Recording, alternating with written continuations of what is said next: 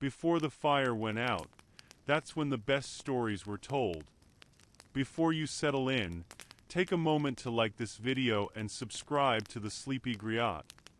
It helps keep these stories alive and brings more authentic African history to your nights. And tell me, what time is it where you are right now? Drop it in the comments. I love knowing when and where around the world these stories find you. Welcome. I'm glad you're here with me tonight. Tonight you will not just hear about history. You will live it. You will become someone. Someone important. Someone skilled. Someone who will build something that lasts for centuries. For 1,000 years. Something that still stands today. Something that proves African genius. African engineering. African greatness. You will become the architect. The master builder. The one who plans the great enclosure. The sacred stone walls of Great Zimbabwe. The largest ancient structure south of the Sahara. The monument that changes everything people think they know about African civilization. This is not myth. This is not story. This is history. Real history. The Kingdom of Zimbabwe was real. The great enclosure is real. The walls still stand. The stones still speak. The engineering still amazes. This happened. This was built. By African hands. By African minds. By African skill. Let your breathing slow. Let yourself enter this world. Let yourself become the architect. Let yourself experience what it means to build something sacred. Something permanent. Something that will outlast you. That will speak for your people. That will prove your civilization's greatness. Forever. We begin with your selection. With the moment your life changes. With the day you are chosen. The selection. You are 20 years old. You live in a growing kingdom. The Kingdom of Zimbabwe. Your people control the plateau. Control the trade routes. Control the gold. Control the region. Your kingdom is powerful. Is wealthy. Is expanding. And the king has decided something. Something important. Something that will define the kingdom forever. He will build a great enclosure. A sacred space. Walls of stone. Walls that touch the sky. Walls that show the world what Zimbabwe can do. What your people can achieve. What your civilization represents. He calls for builders. For the best. For those who understand stone. Who can work with their hands. Who can see in their minds what does not yet exist. You go to the selection. You are nervous. You are one of many young men. All skilled. All strong. All hoping to be chosen. The master builders walk among you. They are old. Have built many things. Many walls. Many structures. Many proofs of skill. They look at your hands. At your eyes. At how you stand. How you listen. How you think. They ask questions. What makes a good stone? You answer. One that is flat on two sides. That fits well with others. That is strong. That will not crack. They nod. Good answer. They point to a pile of granite blocks. Build something. Show us what you can do. You move to the stones. You select carefully. You test each one. You find stones that fit together. That balance. That creates something stable. Something beautiful. Something that shows you understand. You build a small wall. Just 3 stones high. But you build it well. You make sure each stone sits perfectly on the one below. You make sure the weight is distributed. You make sure it is strong. You make sure it is straight. You step back. The master builders examine your work. They push on it. It does not move. They look at the joints. They are tight. They look at the alignment. It is true. They look at each other. They nod. You have the gift, one says. You see stone. You understand balance. You think ahead. These are the marks of a builder, of an architect. Come. You will train with us. You will learn the sacred knowledge. You will help build the great enclosure. If you prove worthy, if you learn well, if you show dedication, your heart fills. You have been chosen. You will be part of something great, something that will last, something that matters. You bow. You give thanks. You accept. Your life has changed. You are no longer just a young man. You are now a builder, an apprentice, a student of the sacred stone craft. This is honor. This is opportunity. This is destiny. The training begins. The training is difficult, more difficult than you imagined. The master builders are strict, demanding. They accept no laziness, no carelessness, no shortcuts. Building the great enclosure is sacred work, is important work, is work that must be done perfectly, or not at all. You wake before dawn. Every day. You go to the stone quarries. You learn to see stone, not just as rock, but as building material, as sacred material, as the substance that will create permanence. You learn which granite is good, which is weak, which will last, which will fail. The master builder explains. Granite is born from fire, deep in the earth. It is strong. It is beautiful. But not all granite is the same.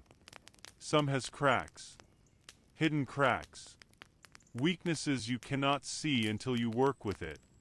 You must learn to sense these, to know which stones to use, which to reject. This knowledge comes only through experience, through attention, through respect for the stone. You learn to listen to stone, to tap it with a tool, to hear the sound it makes. A good stone rings clear, sounds solid, sounds confident. A weak stone sounds dull, sounds uncertain, sounds like it contains flaws. You practice this, hours each day, tapping stones, listening, learning to hear what the stone is telling you. You learn to shape stone, not with mortar, not with binding, but through selection, through placement, through understanding how stones want to fit together. The walls of the great enclosure will use no mortar, no clay, no binding substance, just stone on stone. This requires precision, requires skill, requires seeing how each stone relates to every other stone. The master builder shows you a technique. We do not force stones together. We find stones that belong together. Each stone has a top and a bottom, a front and a back, a place where it fits. Your job is to find that place, to see the pattern, to understand the design that wants to emerge. The wall already exists. In potential, in the stones themselves. You simply reveal it, bring it into being, make visible what is already true. This is difficult to understand at first, but as you work, as you handle thousands of stones, as you place them, remove them, try again, you begin to see it, begin to feel it. Each stone does have a place, a right position. When you find it, the stone sits easily, feels natural, looks beautiful. When you force it, everything feels wrong, looks wrong, is wrong. You also learn measurement, proportion, alignment. The great enclosure will be massive, will be precise, will be aligned to sacred directions, to celestial movements, to spiritual principles. You learn to use simple tools, ropes, sticks, shadows, water levels. These simple tools used with skill create perfect measurements, create true lines, create sacred proportions. Months pass. Your hands become rough, calloused, strong. Your eyes become sharp, trained, sensitive to the smallest variation in stone quality, in alignment, in balance. Your mind becomes disciplined, patient, able to see the whole while working on the parts, able to hold the vision while managing the details. Finally, after a year of training, the master builder speaks to you. You are ready. You have learned the foundation knowledge. You understand stone. You understand building. You understand the sacred principles. Now you will help design the great enclosure. Now you will move from student to architect. Now you will contribute to something that will last forever. Understanding the sacred purpose. Before design can begin, you must understand the purpose. Must know what the great enclosure is for, why it is being built, what it means, what it represents. The master builder takes you to the king, to the royal compound, to the sacred spaces where decisions are made. The king is powerful, is wealthy, is wise. He has made Zimbabwe great, has expanded the kingdom, has controlled the gold trade, has brought prosperity, has created peace. Now he wants something permanent, something that will outlast him, something that will speak of Zimbabwe's greatness to all future generations. The great enclosure will be sacred space, the king explains. A place for ceremonies, for important rituals, for connecting to the ancestors, for maintaining the spiritual health of the kingdom. It will also be royal space, a place that shows our power, our wealth, our sophistication, our ability to build what others cannot build. He continues, the walls must be high, very high, taller than any walls that exist. They must be thick, strong enough to last centuries. They must be beautiful, must show our artistry, our attention to detail, our understanding of proportion and balance. The great enclosure must be magnificent, must be unmistakable, must be unforgettable. You listen carefully, understanding the vision, understanding the importance, understanding the responsibility. This is not just construction. This is creation of sacred space, creation of national symbol, creation of legacy. Everything must be perfect, must be worthy, must be great. The spiritual advisors also speak. They explain the sacred geometry, the alignment to the stars, to the sun, to the sacred directions. The great enclosure must be oriented properly, must channel spiritual energy correctly, must serve its sacred purpose effectively. This requires precise planning, Precise measurement. Precise execution.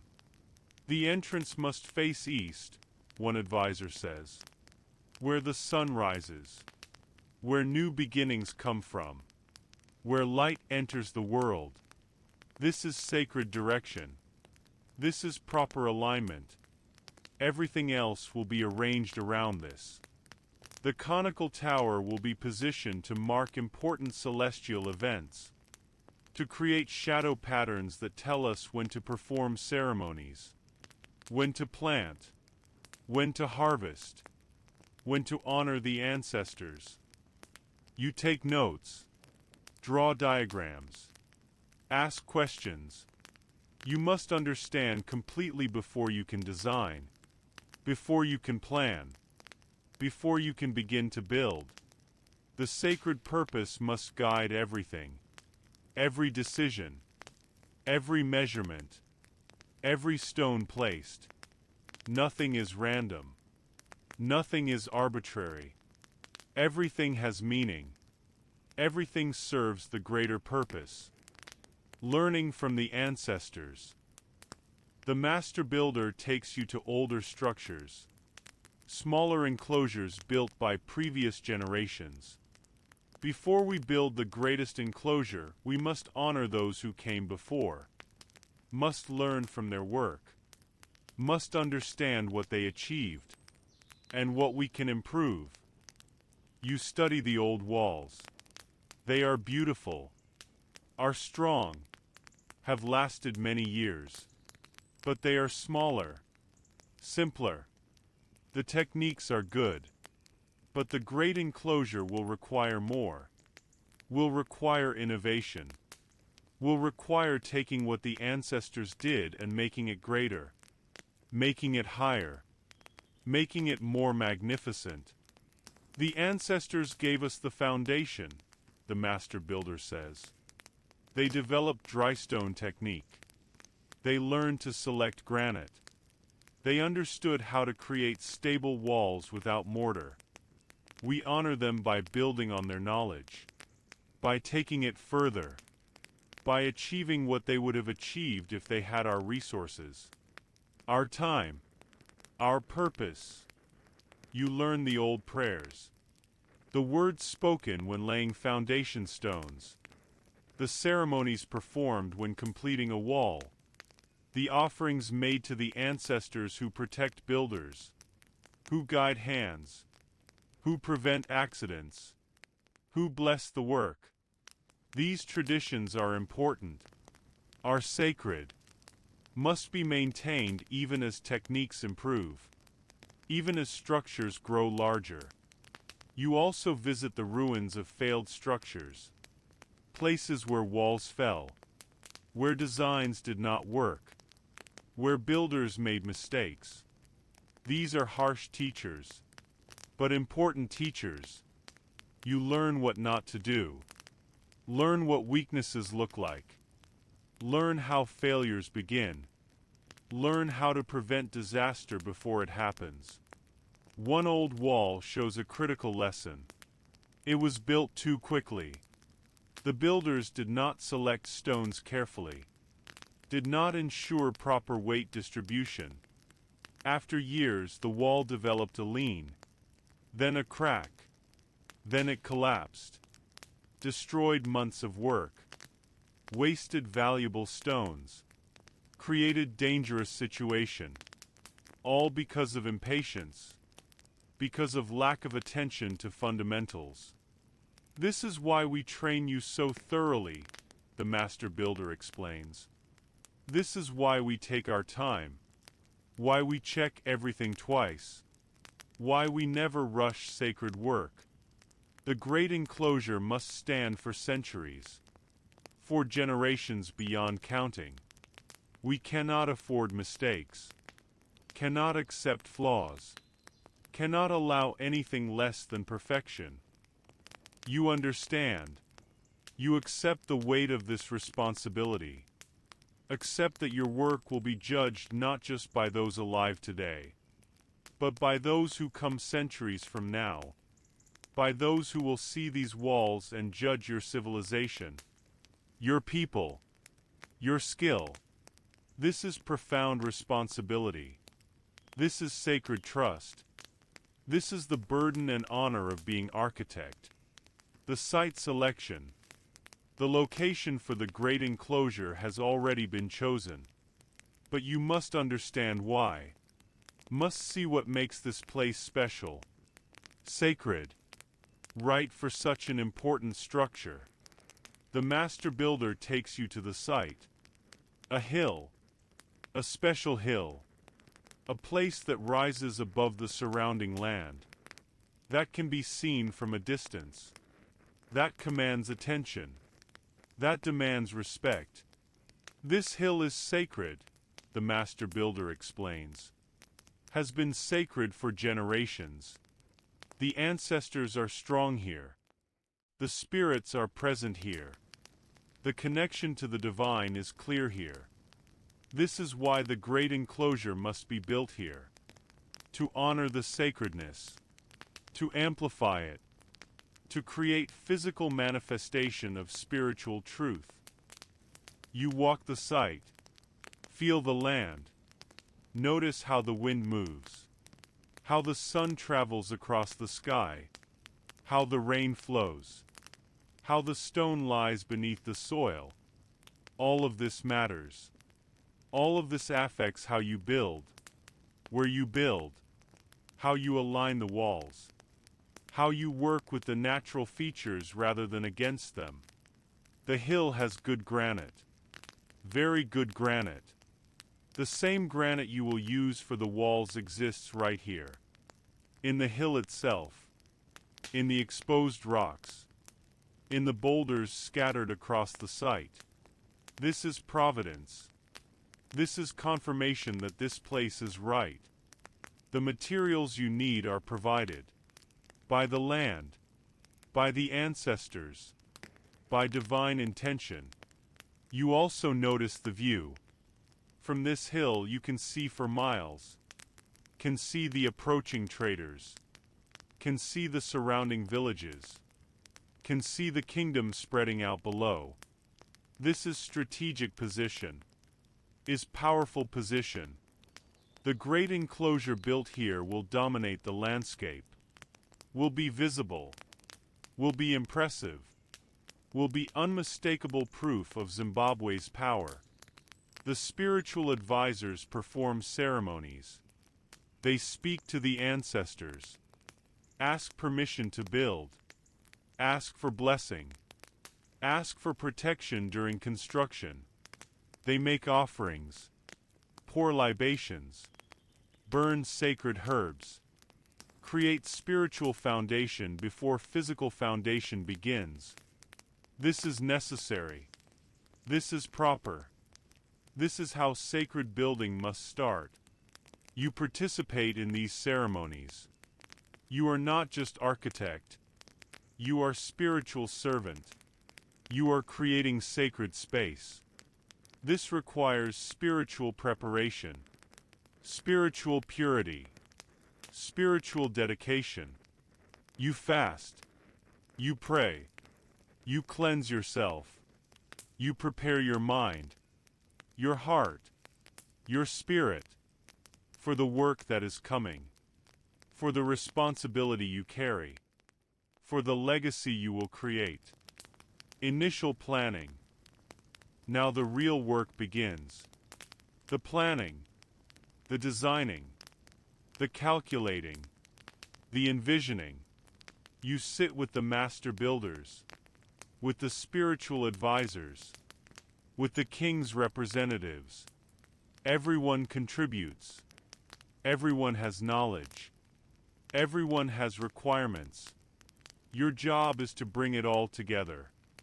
To create unified design. To make it all work. To plan something that is spiritually correct. Structurally sound. Practically buildable. Aesthetically magnificent. You start with the basic shape. The great enclosure will be elliptical. Oval. Like an egg. This shape has sacred meaning. Represents fertility. Represents wholeness. represents the cosmic egg from which creation emerged. The shape is also structurally sound, distributes weight well, has no weak corners, creates flowing space inside, creates beauty. You calculate dimensions. The walls will be 11 meters high, 36 feet, taller than any walls in the region, taller than seems possible with dry stone construction. But you have learned the techniques. You have studied the engineering. You know it can be done. If done carefully. If done with precision. If done with the right stones placed in the right way. The walls will be 5 meters thick at the base. 15 feet. Massive. Imposing. Strong enough to support the height. Strong enough to last centuries. The thickness will taper as the wall rises. Will be thinner at the top. This saves materials. Reduces weight. Creates elegant proportion. Makes the wall feel lighter even as it towers above. You plan for approximately 1 million granite blocks. 1 million stones. Each selected. Each placed. Each contributing to the whole. This is staggering number. Will require years of work. Years of dedication. Years of precision. But this is what greatness requires. This is what creates permanence. This is what builds legacy. The entrance must be planned carefully. Must be impressive. Must be properly aligned to the east. Must be large enough for ceremonial processions. Must have the right proportions. Must create the right feeling. You sketch different options. Discuss with the master builders. Consider the spiritual requirements, the practical needs, the aesthetic impact. Finally, you settle on a design, a narrow passage, that forces visitors to enter slowly, respectfully, that creates transition from outside world to sacred space inside. Inside the enclosure, you plan for the conical tower. This will be the centerpiece, the focal point, the monument within the monument. It will be solid stone, will rise 10 meters high, 30 feet, will be perfectly conical, will be covered in decorative patterns, chevrons, diamonds, geometric designs that represent sacred knowledge, sacred principles, sacred truths. The tower will serve multiple purposes: spiritual purpose, astronomical purpose, symbolic purpose. It will mark the center of the sacred space, will align with celestial events, will represent the connection between earth and sky, between human and divine, between physical and spiritual. The tower must be perfect, must be precise, must be magnificent. Gathering the materials. Before building begins, the materials must be prepared. 1 million granite blocks do not appear by magic. They must be quarried, shaped, transported, organized. This is massive undertaking. This is months of work. This is where your organizational skills are tested, where your leadership is proven, where your vision must inspire others to sustained effort. You establish the quarry operations. Teams of workers go to the granite outcrops. They study the rock, find the natural fracture lines, the places where granite wants to split. They use fire and water, heat the rock, then suddenly cool it.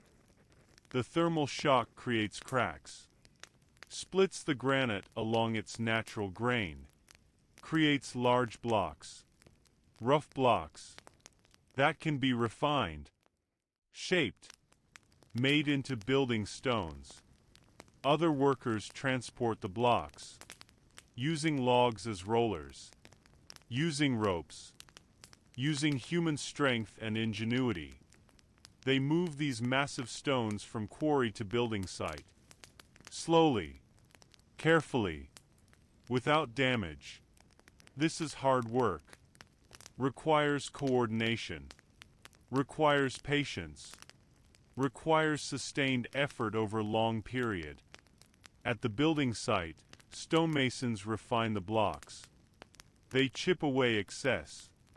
They create the flat faces, the even surfaces, the precise dimensions needed for wall building. Each stone must be inspected, approved, sorted by size, by shape, by quality. You create organization system. Stone piles arranged by purpose, by where they will be used, by when they will be needed. You also train the workers. Many have never built with stone before. They must learn, must understand the techniques, must develop the skills, must adopt the mindset. You teach them to respect the stone, to handle it carefully, to see quality, to place with precision, to check their work, to accept correction, to strive for excellence. The workers come from across the kingdom. Some are skilled craftsmen. Some are laborers. Some are fulfilling service to the king. All must work together, must coordinate, must cooperate. You create teams, assign roles, establish rhythms, develop systems. The work is too large for confusion, for disorder, for inefficiency. Everything must be organized. Everything must flow. Everything must serve the larger purpose. You also establish spiritual protocols. Each day begins with prayers, with offerings, with requests for protection, for skill, for success. The ancestors are invoked. The spirits are honored. The divine is acknowledged. This is not superstition. This is respect. This is recognition that you are creating sacred space. That you need more than physical skill. That you need spiritual support, spiritual blessing, spiritual protection. Laying the foundation. The materials are ready. The workers are trained. The site is blessed. Now the actual building begins. But you do not start with the walls. You start with what cannot be seen, with what lies beneath, with the foundation. Without proper foundation, the tallest walls will fall. Without solid base, the greatest vision will collapse. You know this. The master builders have taught you this. Experience has proven this. You survey the ground carefully. The hill has good rock beneath the soil. Solid granite bedrock in many places. This is ideal. This is what you need. Where bedrock is exposed, you will build directly on it. Where soil covers the rock, you must remove it. Must dig down. Must reach the solid foundation. Must give the walls something permanent to rest upon. The workers begin digging, removing soil, clearing vegetation, exposing the bedrock. This is hard work. Takes weeks. But it is necessary. Is essential. You inspect every section. Make sure the rock is sound. Make sure there are no cracks, no weaknesses, no places where foundation might fail, where walls might settle unevenly, where disaster might begin. In places where bedrock is deep, you use large foundation stones, massive blocks, buried below ground level. These create artificial bedrock, create solid base, Create platform for the walls to rise from. You select these foundation stones carefully. They must be the strongest, the most reliable, the most perfect. Everything above depends on what lies beneath. You also plan for drainage. Water is enemy of stone walls. If water pools at the base, if moisture seeps into the foundation, if erosion begins, the walls will weaken, will fail.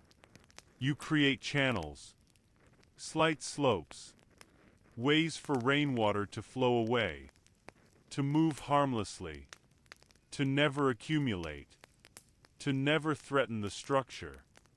This planning now prevents problems later, prevents disaster, prevents failure. The spiritual advisors bless the foundation. They bury sacred objects, small figures carved from soapstone, representing the ancestors, representing protection, representing the spiritual foundation that supports the physical foundation. They speak prayers over each section. Ask the earth to hold firm.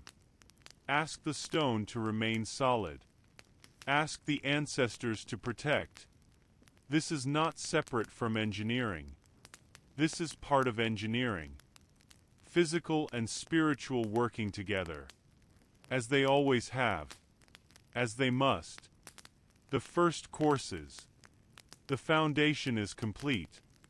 Now the walls begin to rise. The first course of stones is most critical, most important, sets the pattern for everything above. If the first course is not level, not straight, not properly aligned, every course above will carry that error, will amplify it, will make it worse. You check the first course obsessively, constantly, measure and remeasure, adjust and readjust, accept nothing less than perfection. You use water levels, simple tools, hollow reeds filled with water. The water always finds level, always shows true horizontal. You place these tools across the first course. Watch the water. Make tiny adjustments. Shim stones with thin flakes of granite. Raise one stone slightly. Lower another. Work until the water is perfectly level everywhere. Until every stone sits exactly where it should. Until the foundation for the entire wall is true. You also establish the curve, the elliptical shape. This is challenging. You cannot simply build straight and turn corners. Must create smooth curve, continuous curve, perfect curve. You use ropes, staked at the center points of the ellipse, swept around to mark the path. The workers follow these marks. Place stones along the curve. You check constantly. Make sure the curve is smooth, is consistent, is mathematically correct, is aesthetically beautiful. The workers learn to read the stone, to see which face should be outward, which should be inward. The outer face should be attractive, should be relatively smooth, should present well. The inner face matters less, can be rougher, can be irregular, but the fit matters everywhere. Every stone must sit solidly on the stones below, must create stable base for stones above, must contribute to overall strength. You teach them the binding technique. Even without mortar, stones bind. Through weight, through friction, through careful placement. Each stone locks the stones around it in place. Each stone is locked by the stones around it. The pattern creates strength, creates unity, creates a wall that is more than sum of individual stones, creates structure that will stand for centuries. Progress is slow, painfully slow. Each stone takes time, takes consideration, takes effort. Some days you complete only a few feet of wall, only a few courses high.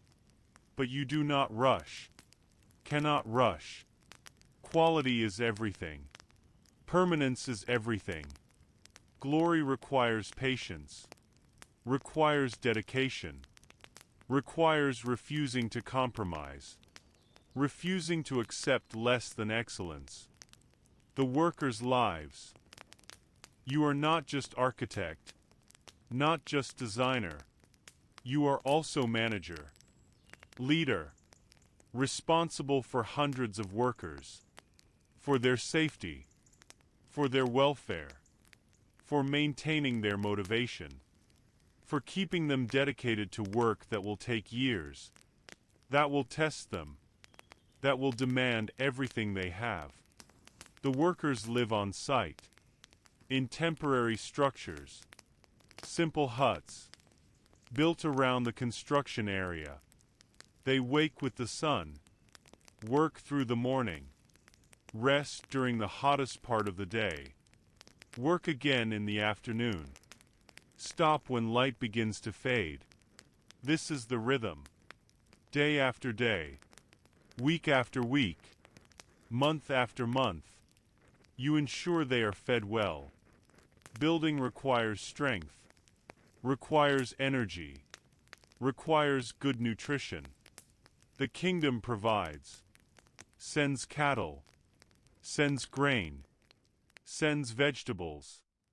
The workers eat better than they would at home. This is part of the compensation, part of what makes the sacrifice worthwhile, part of what keeps them here, keeps them working, keeps them committed. You also ensure safety. Stonework is dangerous. Heavy blocks can crush, can fall, can injure. You establish protocols, rules that must be followed. No one works beneath stones being moved. No one rushes. No one takes chances. When someone is tired, they rest. When conditions are unsafe, work stops. You would rather build slowly than bury workers. Rather take time than create tragedy. Injuries still happen. Despite precautions. Despite care. A worker drops a stone on his foot. Another cuts his hand on sharp granite. Another strains his back lifting. You have healers on site. People who know herbs, who know how to treat wounds, who can help injured workers recover. Most injuries are minor, but you take them seriously. Care for workers. Show that their well-being matters. Show that you value them, not just as labor, but as people. You also handle disputes, conflicts, disagreements. When hundreds of people work together for years, problems arise. Someone feels disrespected. Someone thinks another is not working hard enough. Someone wants different assignment, different role, different responsibility. You listen, mediate, solve problems, maintain harmony, maintain cooperation. Maintain the unity needed for success. The workers respect you. You work alongside them. Get your hands dirty. Lift stones. Place courses. Show that you are not above the work, not separate from the effort. You are architect, but you are also builder. You design, but you also do. This earns respect. Earns loyalty, earns the dedication you need from them. The walls rise. Months pass. The walls grow. Course by course. Layer by layer. Stone by stone. The work that seemed impossible becomes visible, becomes real, becomes undeniable. You stand back sometimes. just to look, to see what has been accomplished, to feel the pride, the satisfaction, the awe at what human hands can create, what human minds can design, what human dedication can achieve. The walls are now 4 meters high, 12 feet, already impressive, already taller than most structures in the region. But you are only halfway to the planned height, halfway to the vision, halfway to the goal. The work ahead is equal to the work behind, but you do not feel discouraged. Feel encouraged. Feel that if you have come this far, you can go the rest of the way. The curvature is beautiful, perfect. The elliptical shape flows smoothly, continuously, elegantly. From any angle, the wall looks right, looks intentional, looks masterful.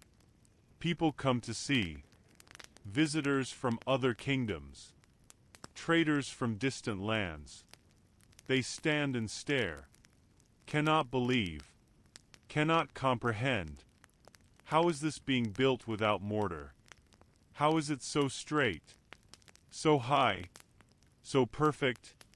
You explain. But some things cannot be explained, must be witnessed, must be experienced, must be seen to be believed.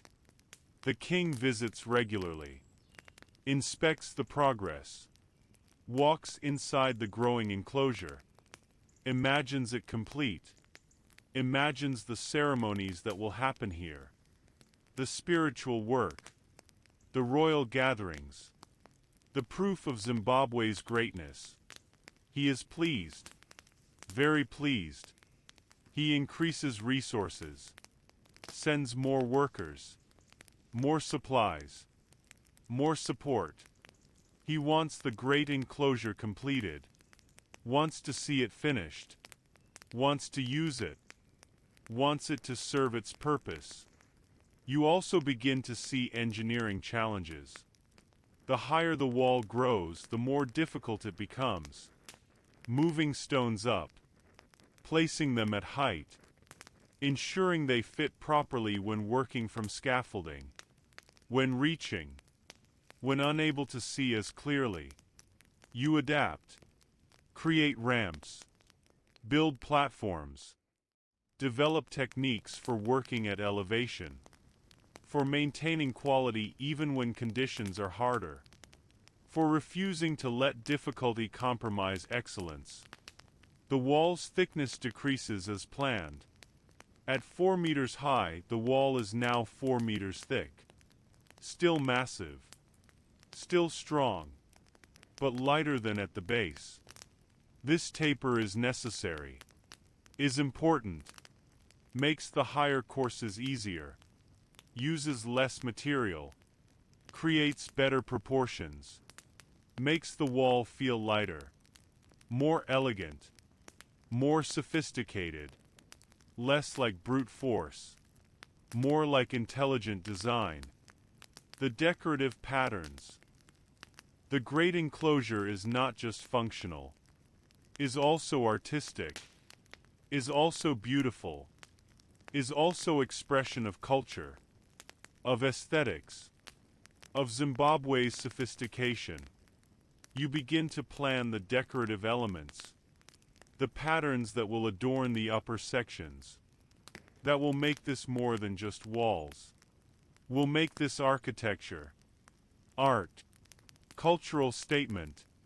You design chevron patterns, V-shaped designs, created by placing stones at angles, by creating texture, by making the surface three-dimensional. These patterns will run along the top of the walls, will be visible from a distance, will catch light and shadow, will create visual interest, will show that you care not just about structure, but about beauty, about appearance, about making something worthy of admiration. You also plan herringbone sections, diagonal patterns, Stones placed at 45-degree angles, alternating direction, creating zigzag effect. This is more complex, requires more skill, requires stones cut to specific angles, requires precise placement, but the effect is worth it, is stunning, is unmistakably intentional, unmistakably artistic, unmistakably sophisticated. The workers must learn these techniques, must practice, must develop new skills. You train them carefully. Show them how to cut stones for patterns, how to place them correctly, how to maintain the pattern while maintaining structural integrity. The patterns must be beautiful, but must not weaken the wall, must not compromise strength, must enhance while maintaining function. You experiment with different patterns, try different designs, create sample sections, see what works, what looks best, what creates the desired effect. Some patterns are too subtle, cannot be seen well. Some are too complex, take too much time. Some are perfect, just right, beautiful, achievable, effective. These are the ones you will use, the ones that will define the great enclosure's appearance, the ones that will be remembered, admired, studied, copied. The spiritual advisors give input. Certain patterns have sacred meaning, represent cosmic principles, represent ancestors' wisdom, represent divine order. You incorporate these. Make sure the decoration serves spiritual purpose, not just aesthetic purpose, not just showing off skill, but honoring tradition, honoring belief, honoring the sacred nature of the space you are creating. The entrance. The entrance requires special attention, special care, special design. This is where people will enter the sacred space, where they will transition from outside to inside, from mundane to sacred, from common to special. The entrance must mark this transition, must create appropriate feeling, must prepare visitors, must show respect.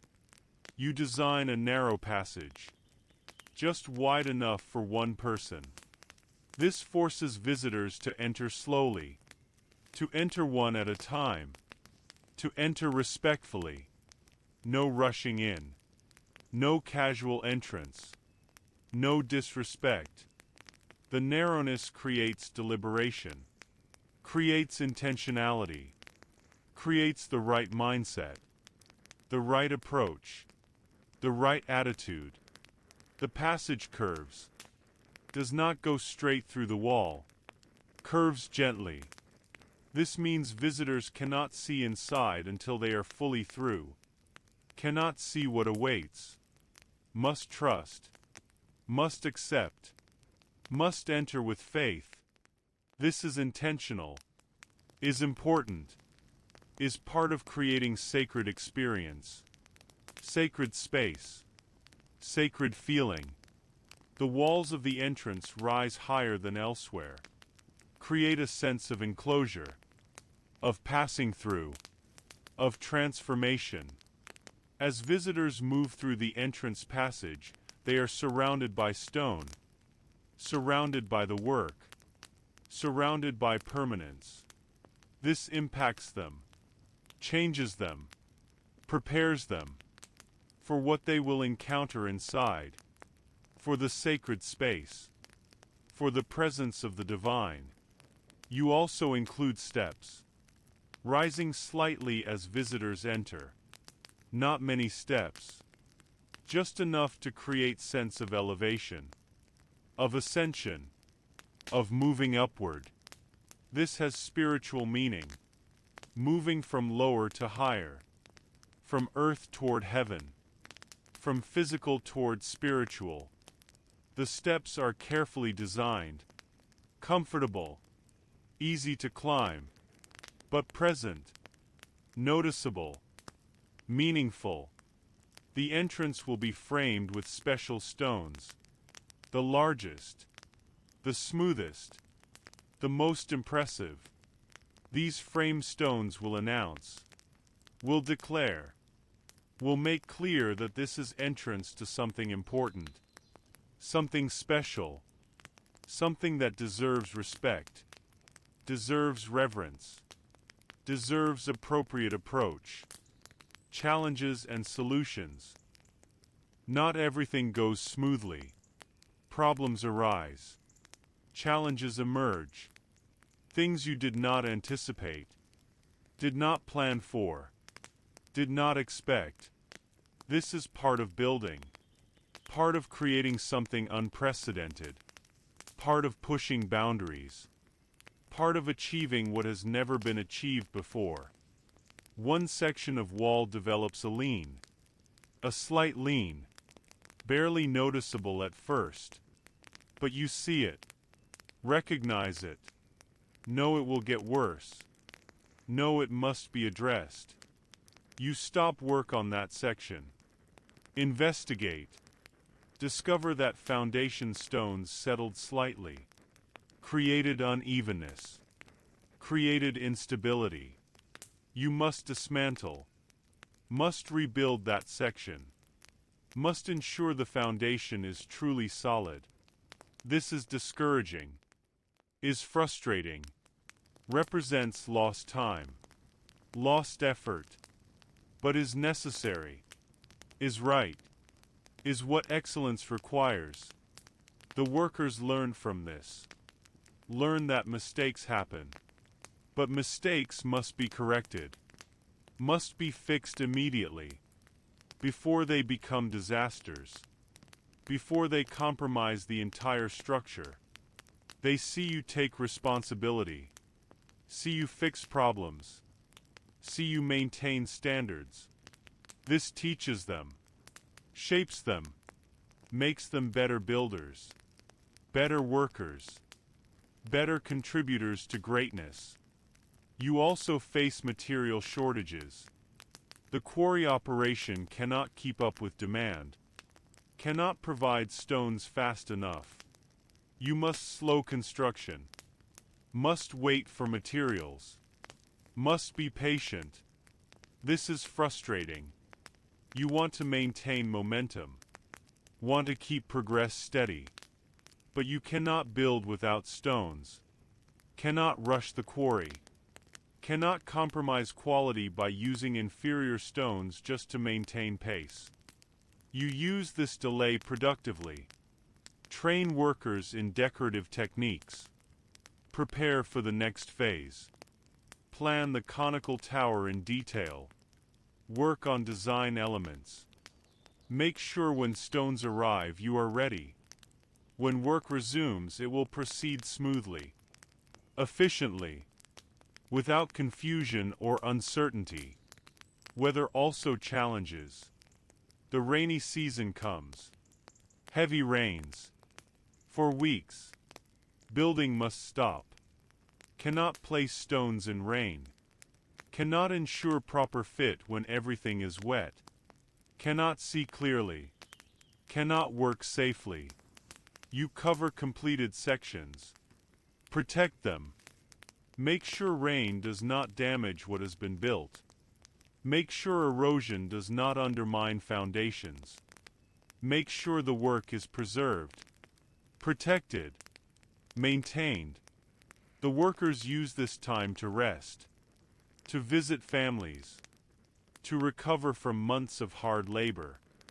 You use this time to review designs, to refine plans, to think ahead, to anticipate future challenges, to prepare solutions, to make sure when building resumes you are ready. When the weather clears, you will proceed better than before. Smarter, more prepared, more efficient. The spiritual work continues. The physical building is visible, is obvious, but the spiritual work is equally important, equally necessary, equally constant. You maintain the ceremonies, the prayers, the offerings, the connection to ancestors, to divine forces, to the spiritual reality that supports physical reality. Every morning before work begins, prayers are spoken, offerings are made, the ancestors are invoked, protection is requested, guidance is sought, blessing is asked for. This is not routine, is not mechanical, is sincere, is heartfelt, is recognition that you need more than skill, need more than effort, need spiritual support, spiritual approval, spiritual blessing. The spiritual advisors continue their work. They monitor the spiritual atmosphere. Make sure the space remains sacred. Make sure negative energies are kept away. Make sure the divine presence is welcomed, maintained, honored. They perform cleansings, regular cleansings, using smoke, using water, using prayers, keeping the site spiritually pure, spiritually clean, spiritually appropriate. You personally participate in these ceremonies.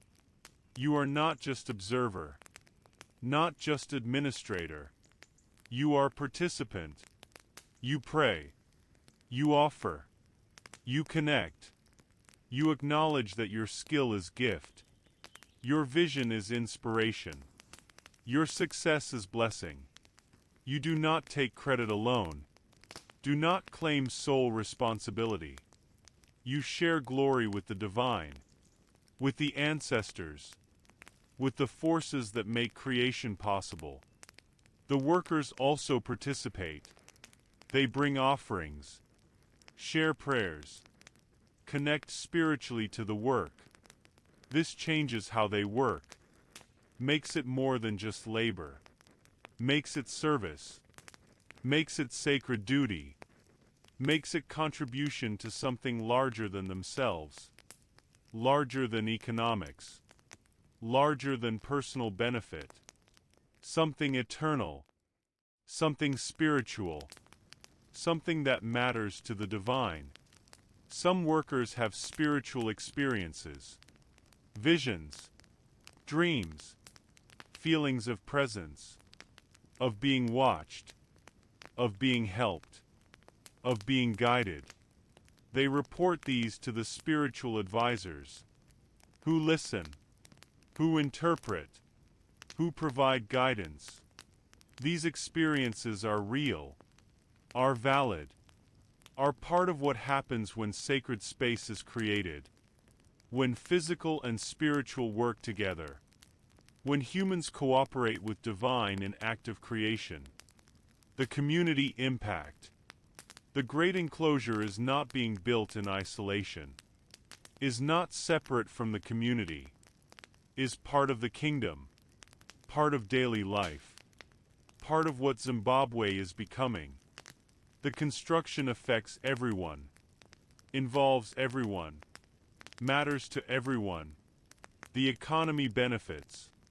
Workers earn wages, spend money, support families, create demand for goods, for services, for supplies.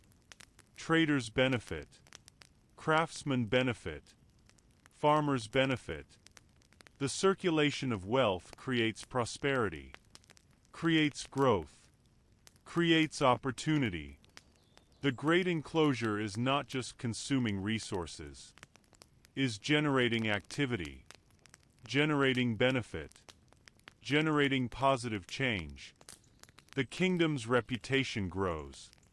Word spreads about the massive construction, about the unprecedented walls, about Zimbabwe's ambition, about Zimbabwe's capability.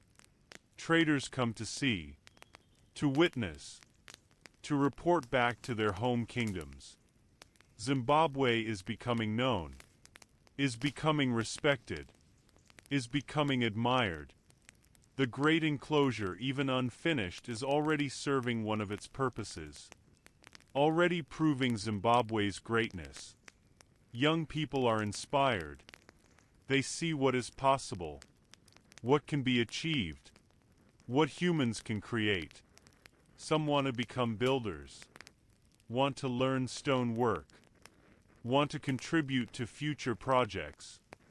The great enclosure is creating legacy beyond itself, is creating skilled workforce, is creating tradition, is creating future. Elders approve. They see traditional knowledge being used, being expanded, being honored. The building techniques come from ancestors, are being improved, are being taken further. But the foundation is tradition, is respect for what came before, is building on rather than rejecting. This pleases elders, makes them support, makes them bless, makes them contribute their wisdom. The king's authority is strengthened.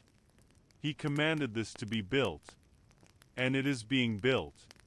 Magnificently, impressively, undeniably. This proves his power, his wisdom, his ability to envision and achieve. His enemies are quieter. His allies are more loyal. His subjects are more devoted. The great enclosure serves political purpose, serves power, serves stability, your personal growth. You have changed. The young man who was selected is not the man you are now. You have grown, developed, become more than you were. The work has shaped you, taught you, transformed you.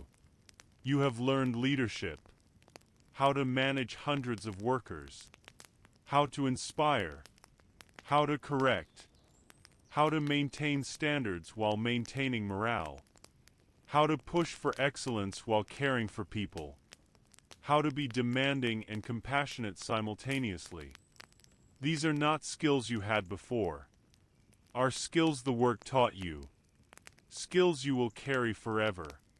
You have learned patience, learned that great things take time, cannot be rushed, must be allowed to develop, must be given the time they need.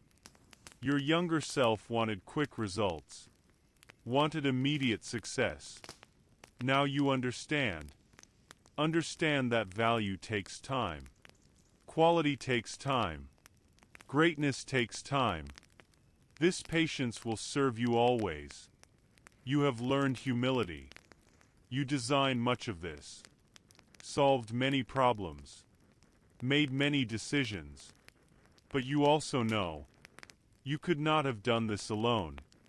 Could not have done this without the master builders who trained you, without the workers who execute, without the spiritual advisors who bless, without the king who provides resources, without the ancestors who guide.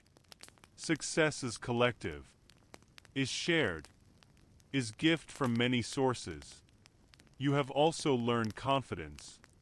You have proven yourself, have created something magnificent, have solved problems you did not know how to solve at the start, have grown into the role, have become the architect the project needs. This confidence is earned, is real, is based on achievement, not arrogance, not pride, but justified belief in your capability, in your skill, in your judgment. Your relationship with stone has deepened. Stone is not just material anymore. Is partner, is teacher, is medium through which you express vision, express culture, express greatness. You understand stone, respect stone, work with stone rather than against it. This relationship will last your lifetime, will inform everything you build, everything you create, everything you contribute.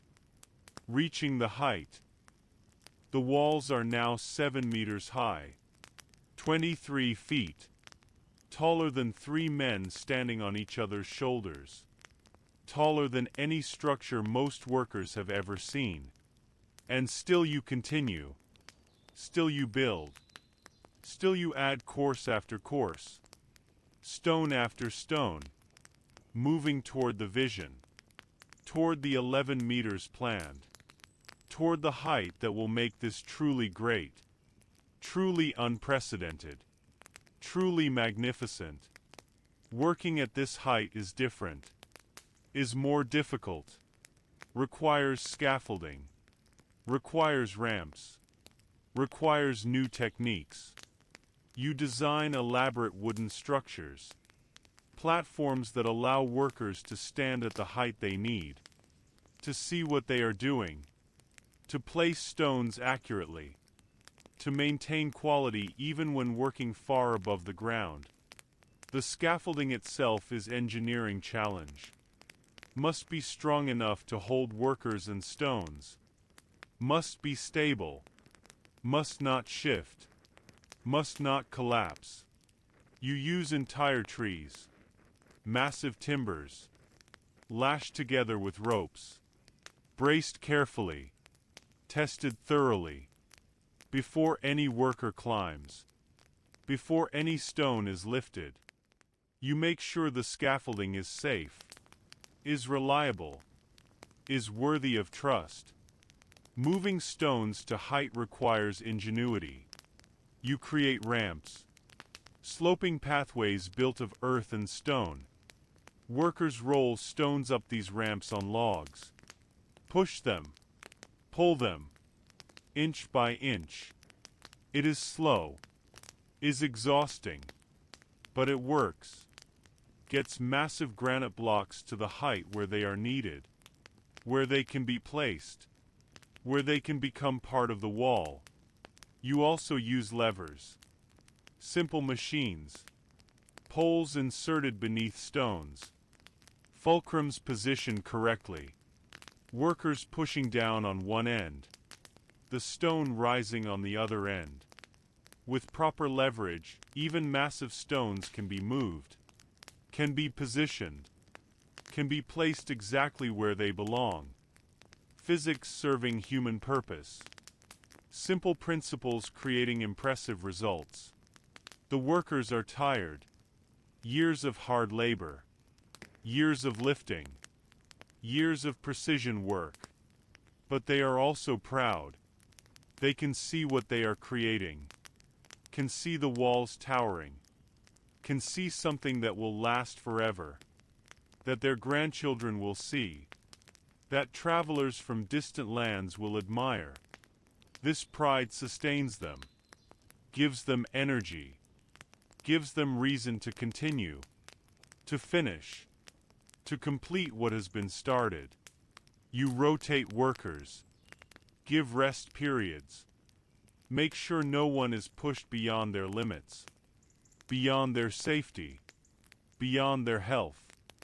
The work will take as long as it takes.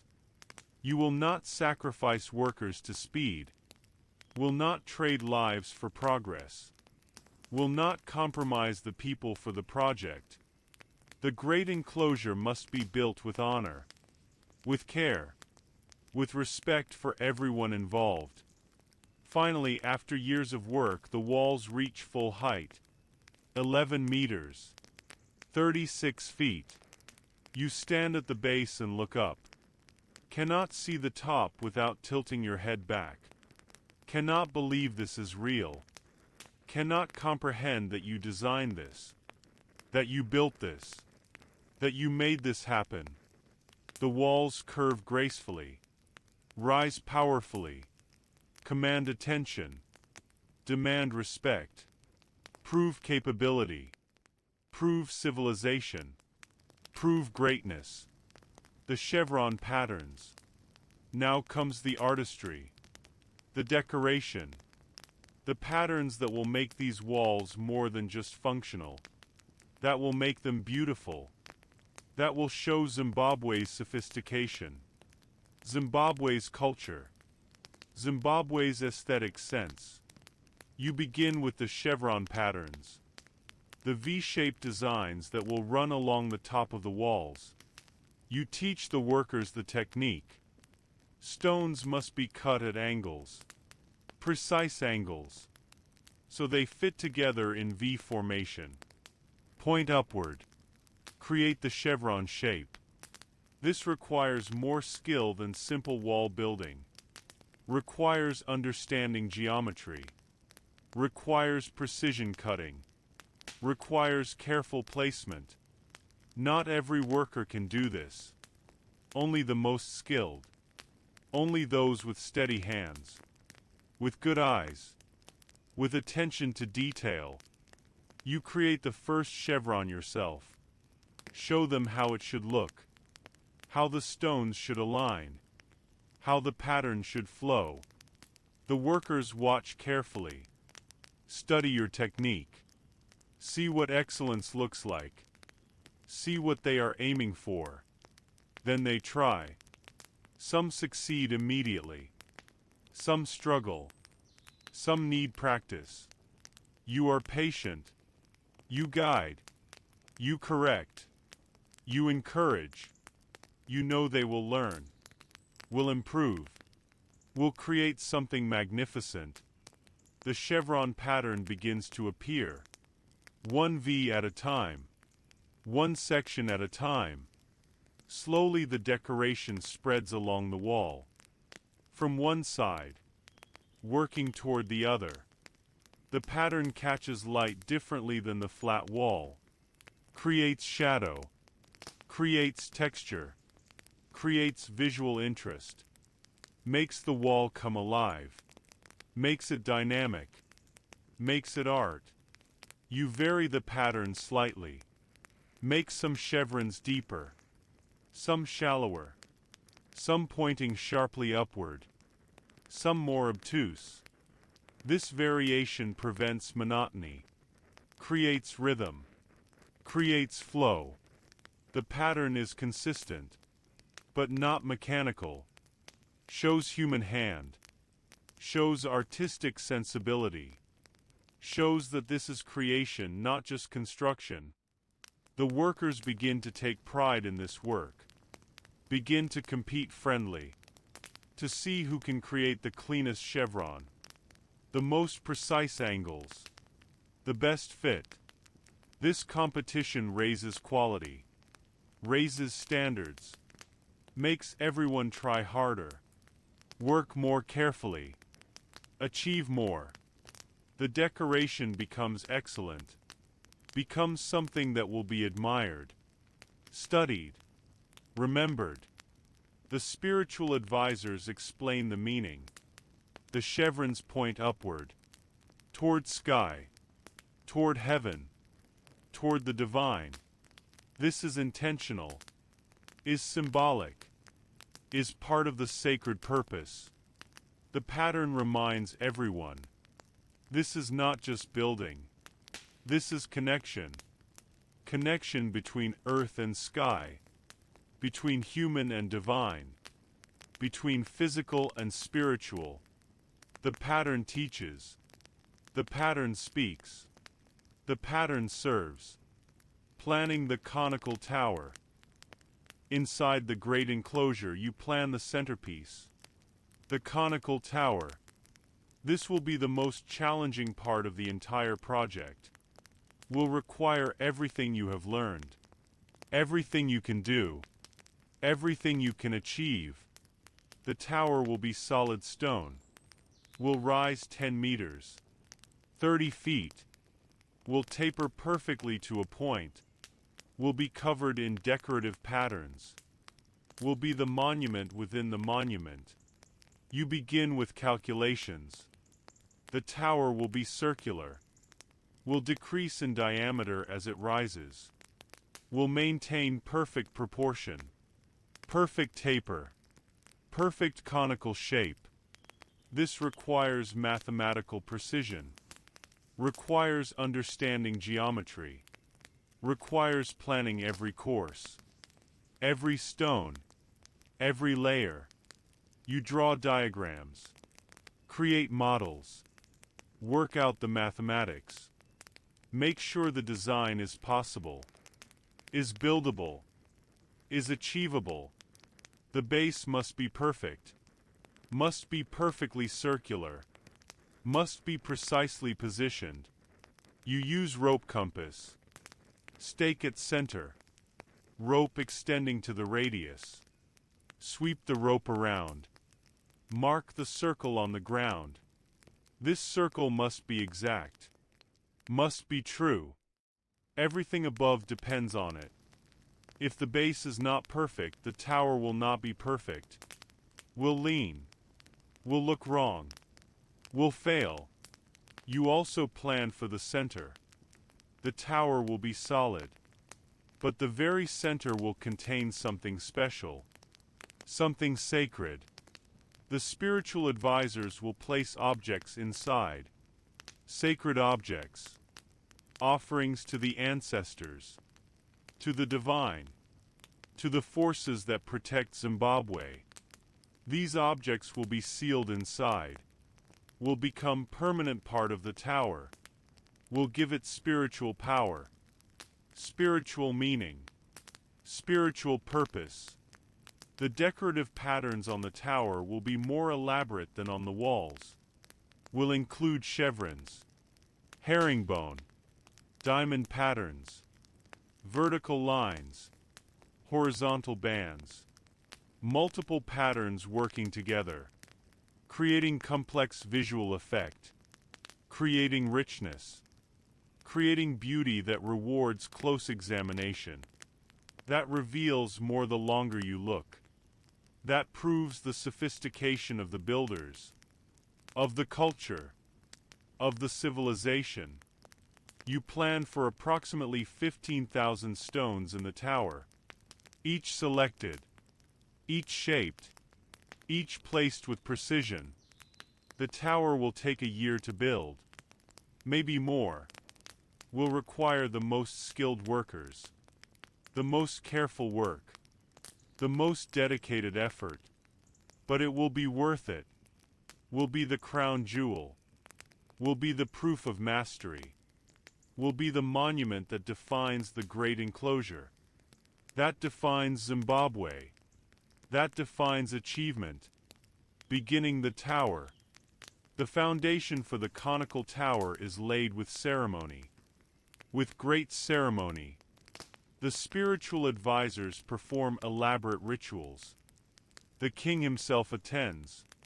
This is important moment, sacred moment, the beginning of the centerpiece, the beginning of the symbol, the beginning of the monument that will speak loudest, that will be remembered longest, that will prove most.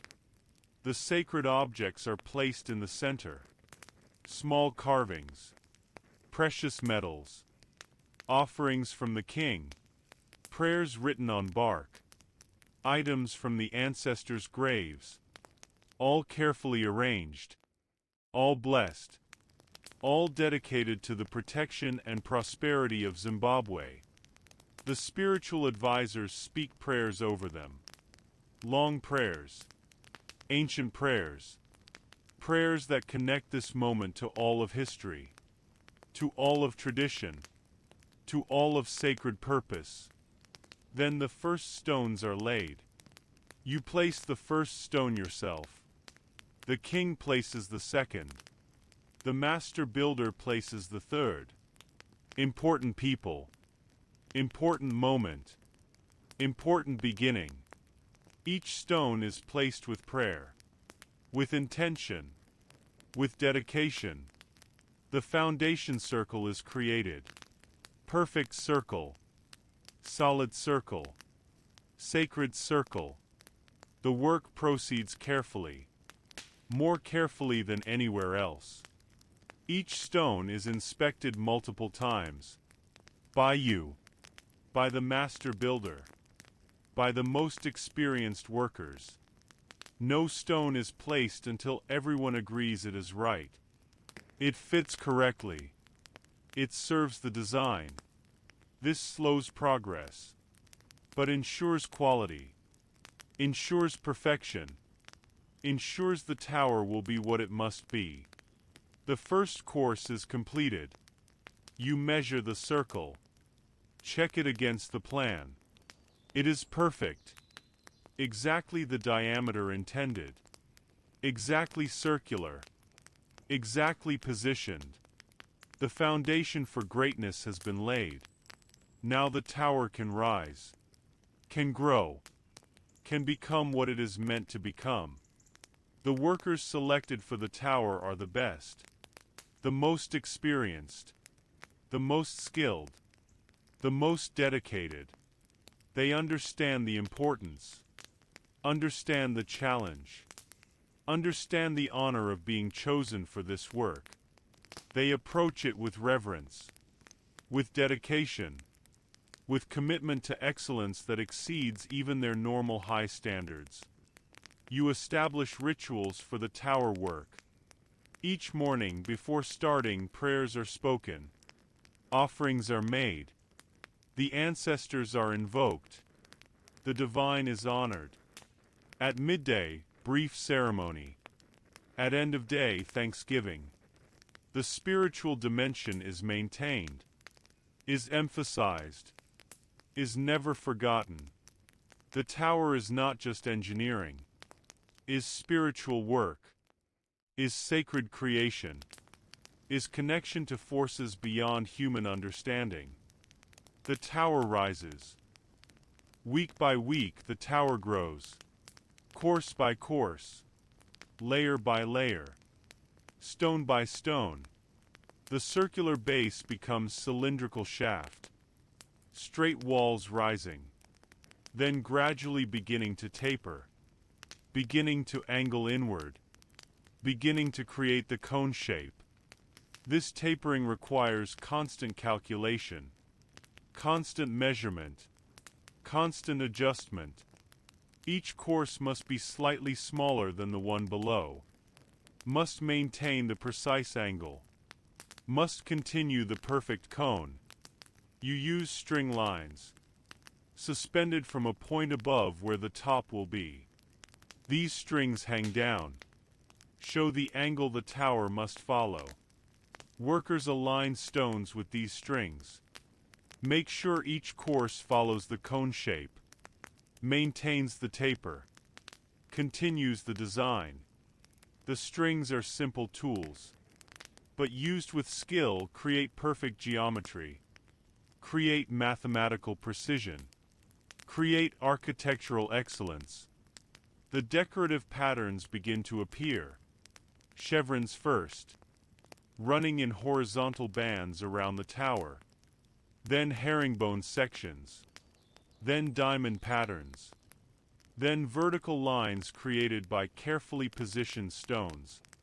The patterns are complex, are interlocking, are beautiful, are proof of skill, are proof of culture, are proof of civilization's sophistication.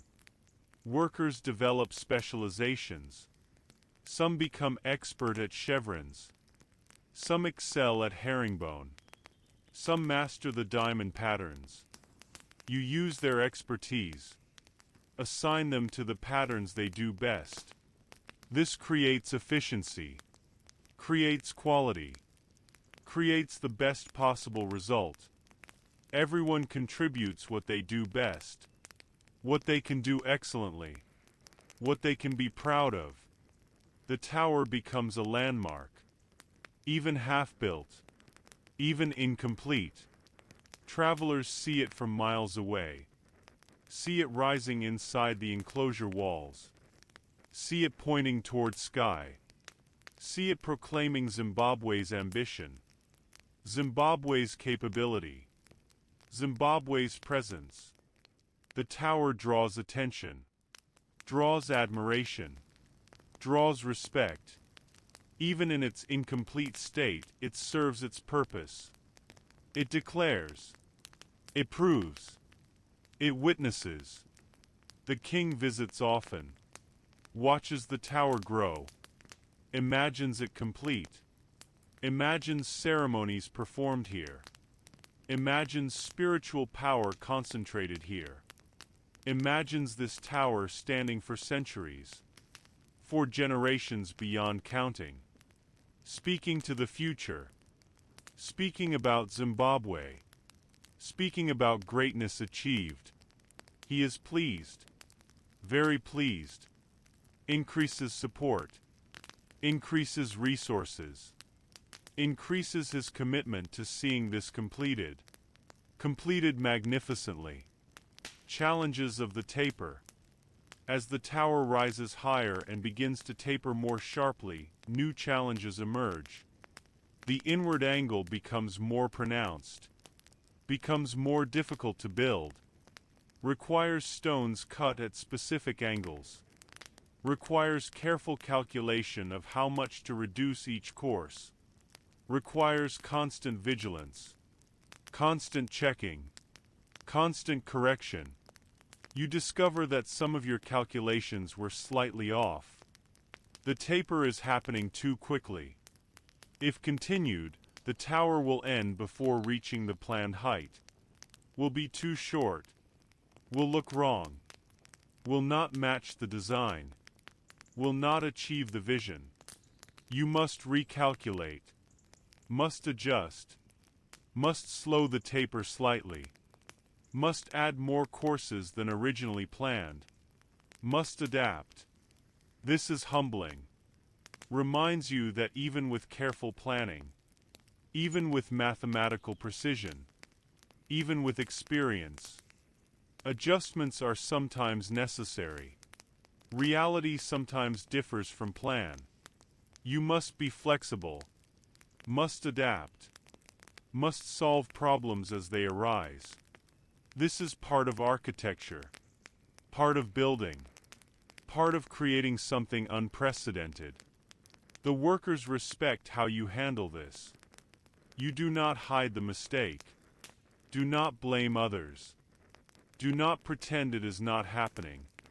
You acknowledge. You explain. You correct. You show that excellence includes admitting errors, includes fixing problems, includes adapting when necessary. This teaches them, makes them better, makes them understand that perfection is not about never making mistakes, is about recognizing and correcting mistakes, is about maintaining standards despite challenges. The adjusted calculations work. The taper now proceeds correctly. Will reach the planned height. Will create the perfect cone. Will achieve the vision. The correction adds weeks to the timeline, but ensures quality, ensures correctness, ensures the tower will be what it must be. Time is secondary. Excellence is primary. This is the principle you maintain, the principle that guides every decision. The spiritual power grows. As the tower rises, something changes. The spiritual atmosphere intensifies. The spiritual advisors notice it first. Feel it. Sense it.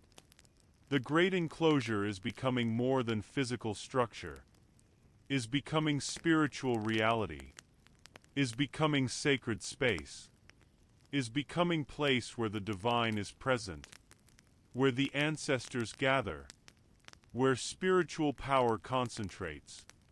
The workers feel it too. Many report dreams, visions, experiences. They feel watched, protected, guided. They sense presence that is not human, not physical, but real nonetheless. Real in ways that cannot be denied, cannot be explained, can only be experienced, acknowledged, respected. Some workers have transformative experiences. One worker was skeptical. did not believe in the spiritual dimension, worked for wages, for practical reasons. But one day while placing stones on the tower he felt something, felt presence, felt being, felt connection to something larger. He wept, could not explain why, could not understand what happened, but was changed, became believer, became dedicated not just to work, but to sacred purpose, became part of spiritual reality he had denied. You experience this too. Sometimes when you are alone at the site, early morning, before workers arrive, you feel it, feel presence, feel ancestors watching, approving, supporting, guiding.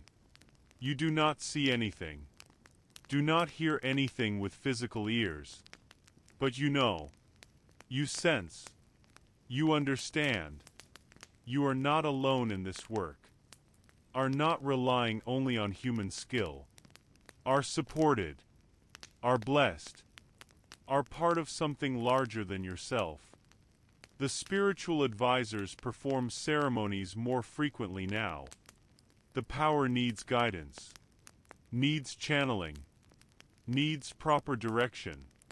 They create boundaries, ensure the spiritual energy serves good purposes, serves protection, serves blessing, serves the kingdom.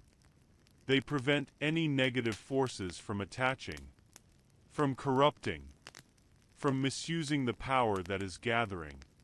This is important work, essential work, work that makes the physical building safe, makes it beneficial, makes it truly sacred.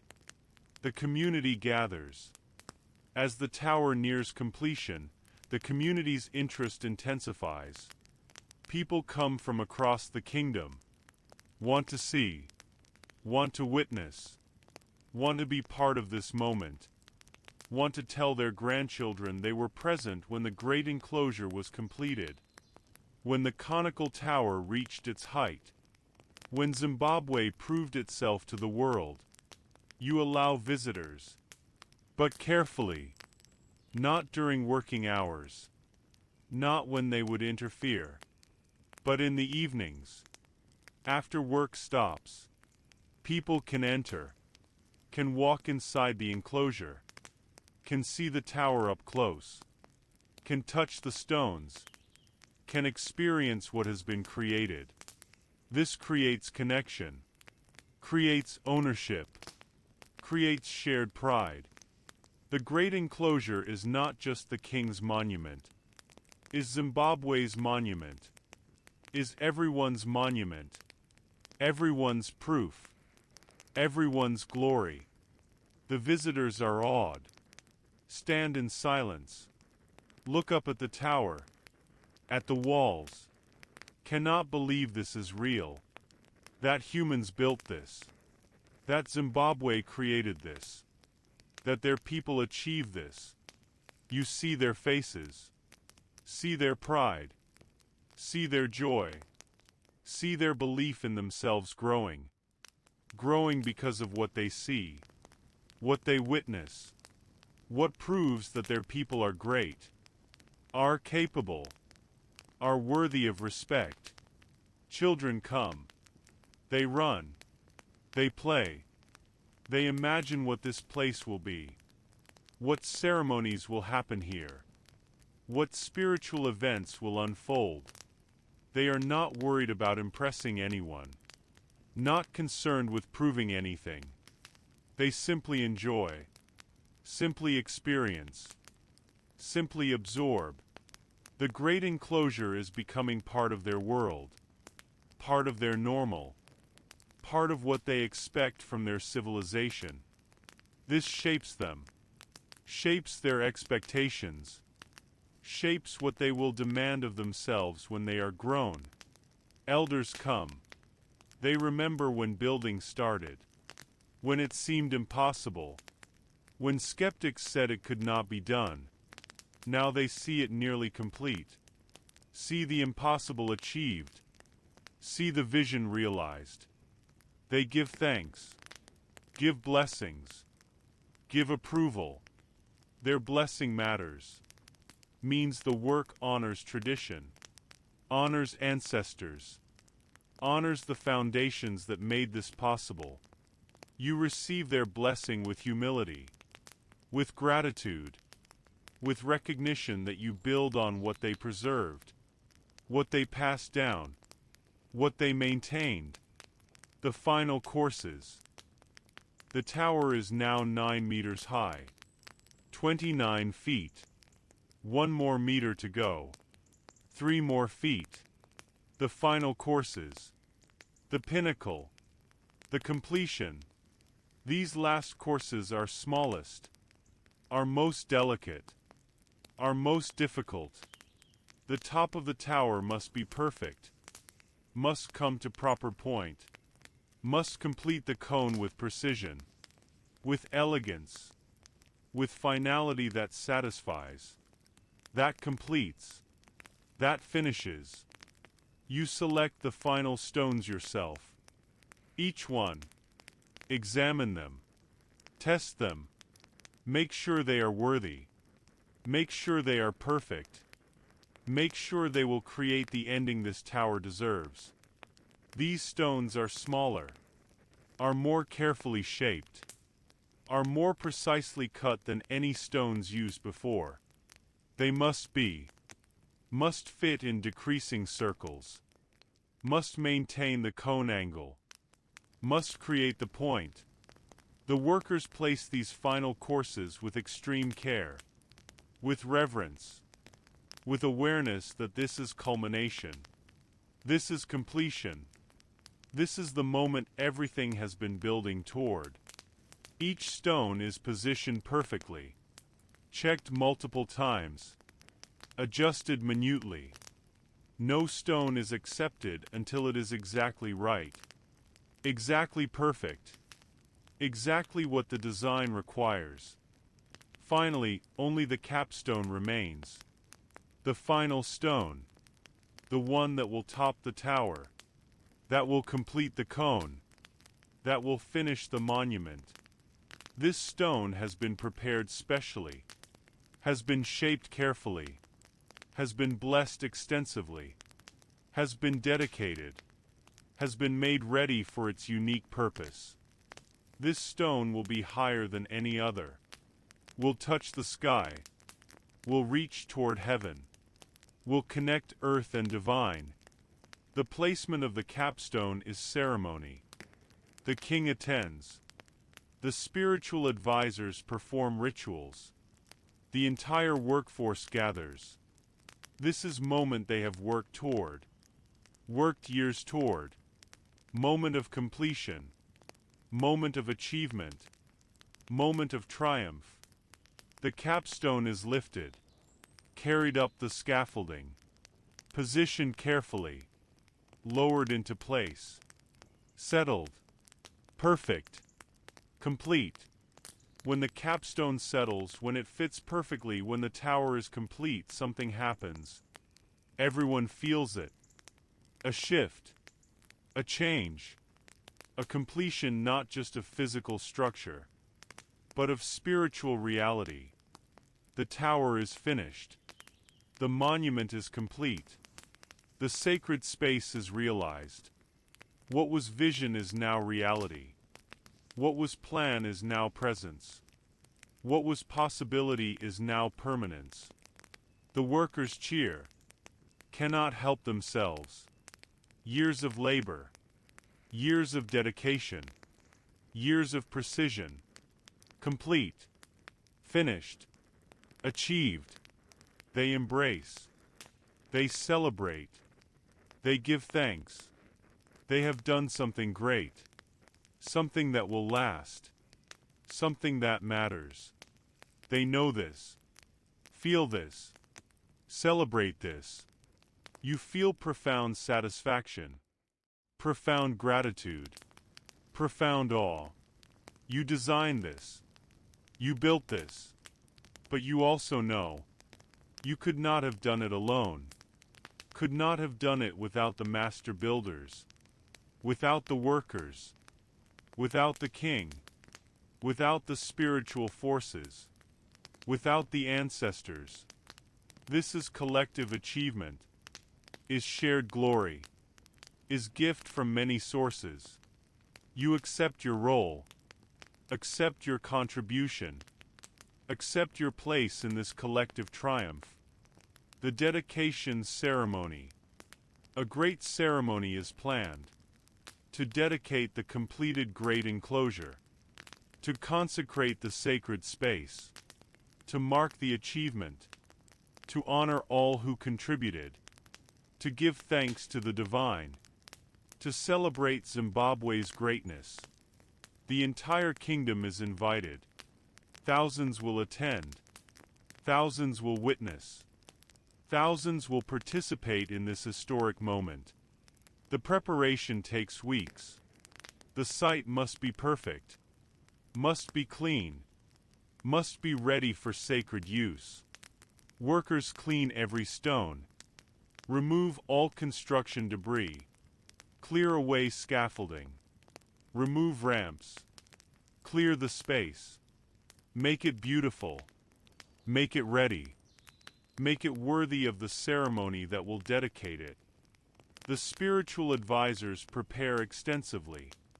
They fast. They pray.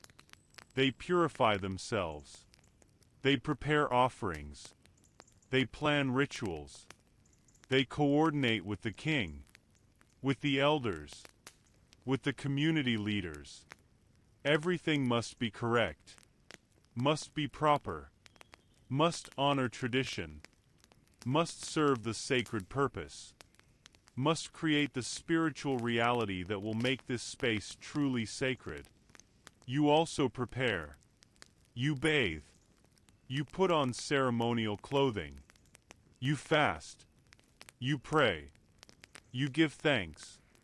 You prepare your heart, your mind, your spirit for the ceremony, for the dedication, for the moment when your work is officially completed, officially accepted, officially consecrated. This is solemn moment, sacred moment, moment that requires proper preparation, proper attitude, proper reverence. The day arrives. The sun rises. The crowd gathers. Thousands of people from across the kingdom, from neighboring regions, traders from distant lands, everyone who wants to witness, who wants to participate, who wants to be part of this historic moment. The crowd is larger than you expected, larger than anyone expected. The great enclosure has captured imagination, has created excitement, has become symbol of possibility, of achievement, of greatness realized. The dedication ceremony. The ceremony begins at dawn, as the sun rises, as light touches the top of the conical tower first, then spreads down, illuminating the chevron patterns, the decorative stones, the massive walls. Everything is bathed in golden light. Everything looks perfect. Everything looks sacred. The timing is intentional, is planned. The sunrise represents new beginning, new era, new reality for Zimbabwe. The spiritual advisors enter first. They carry offerings, calabashes of beer, baskets of grain, livestock for sacrifice. They move slowly, processionally, chanting prayers, ancient prayers, prayers that connect this moment to all the moments before, to all the ancestors, to all the spiritual forces that govern the world.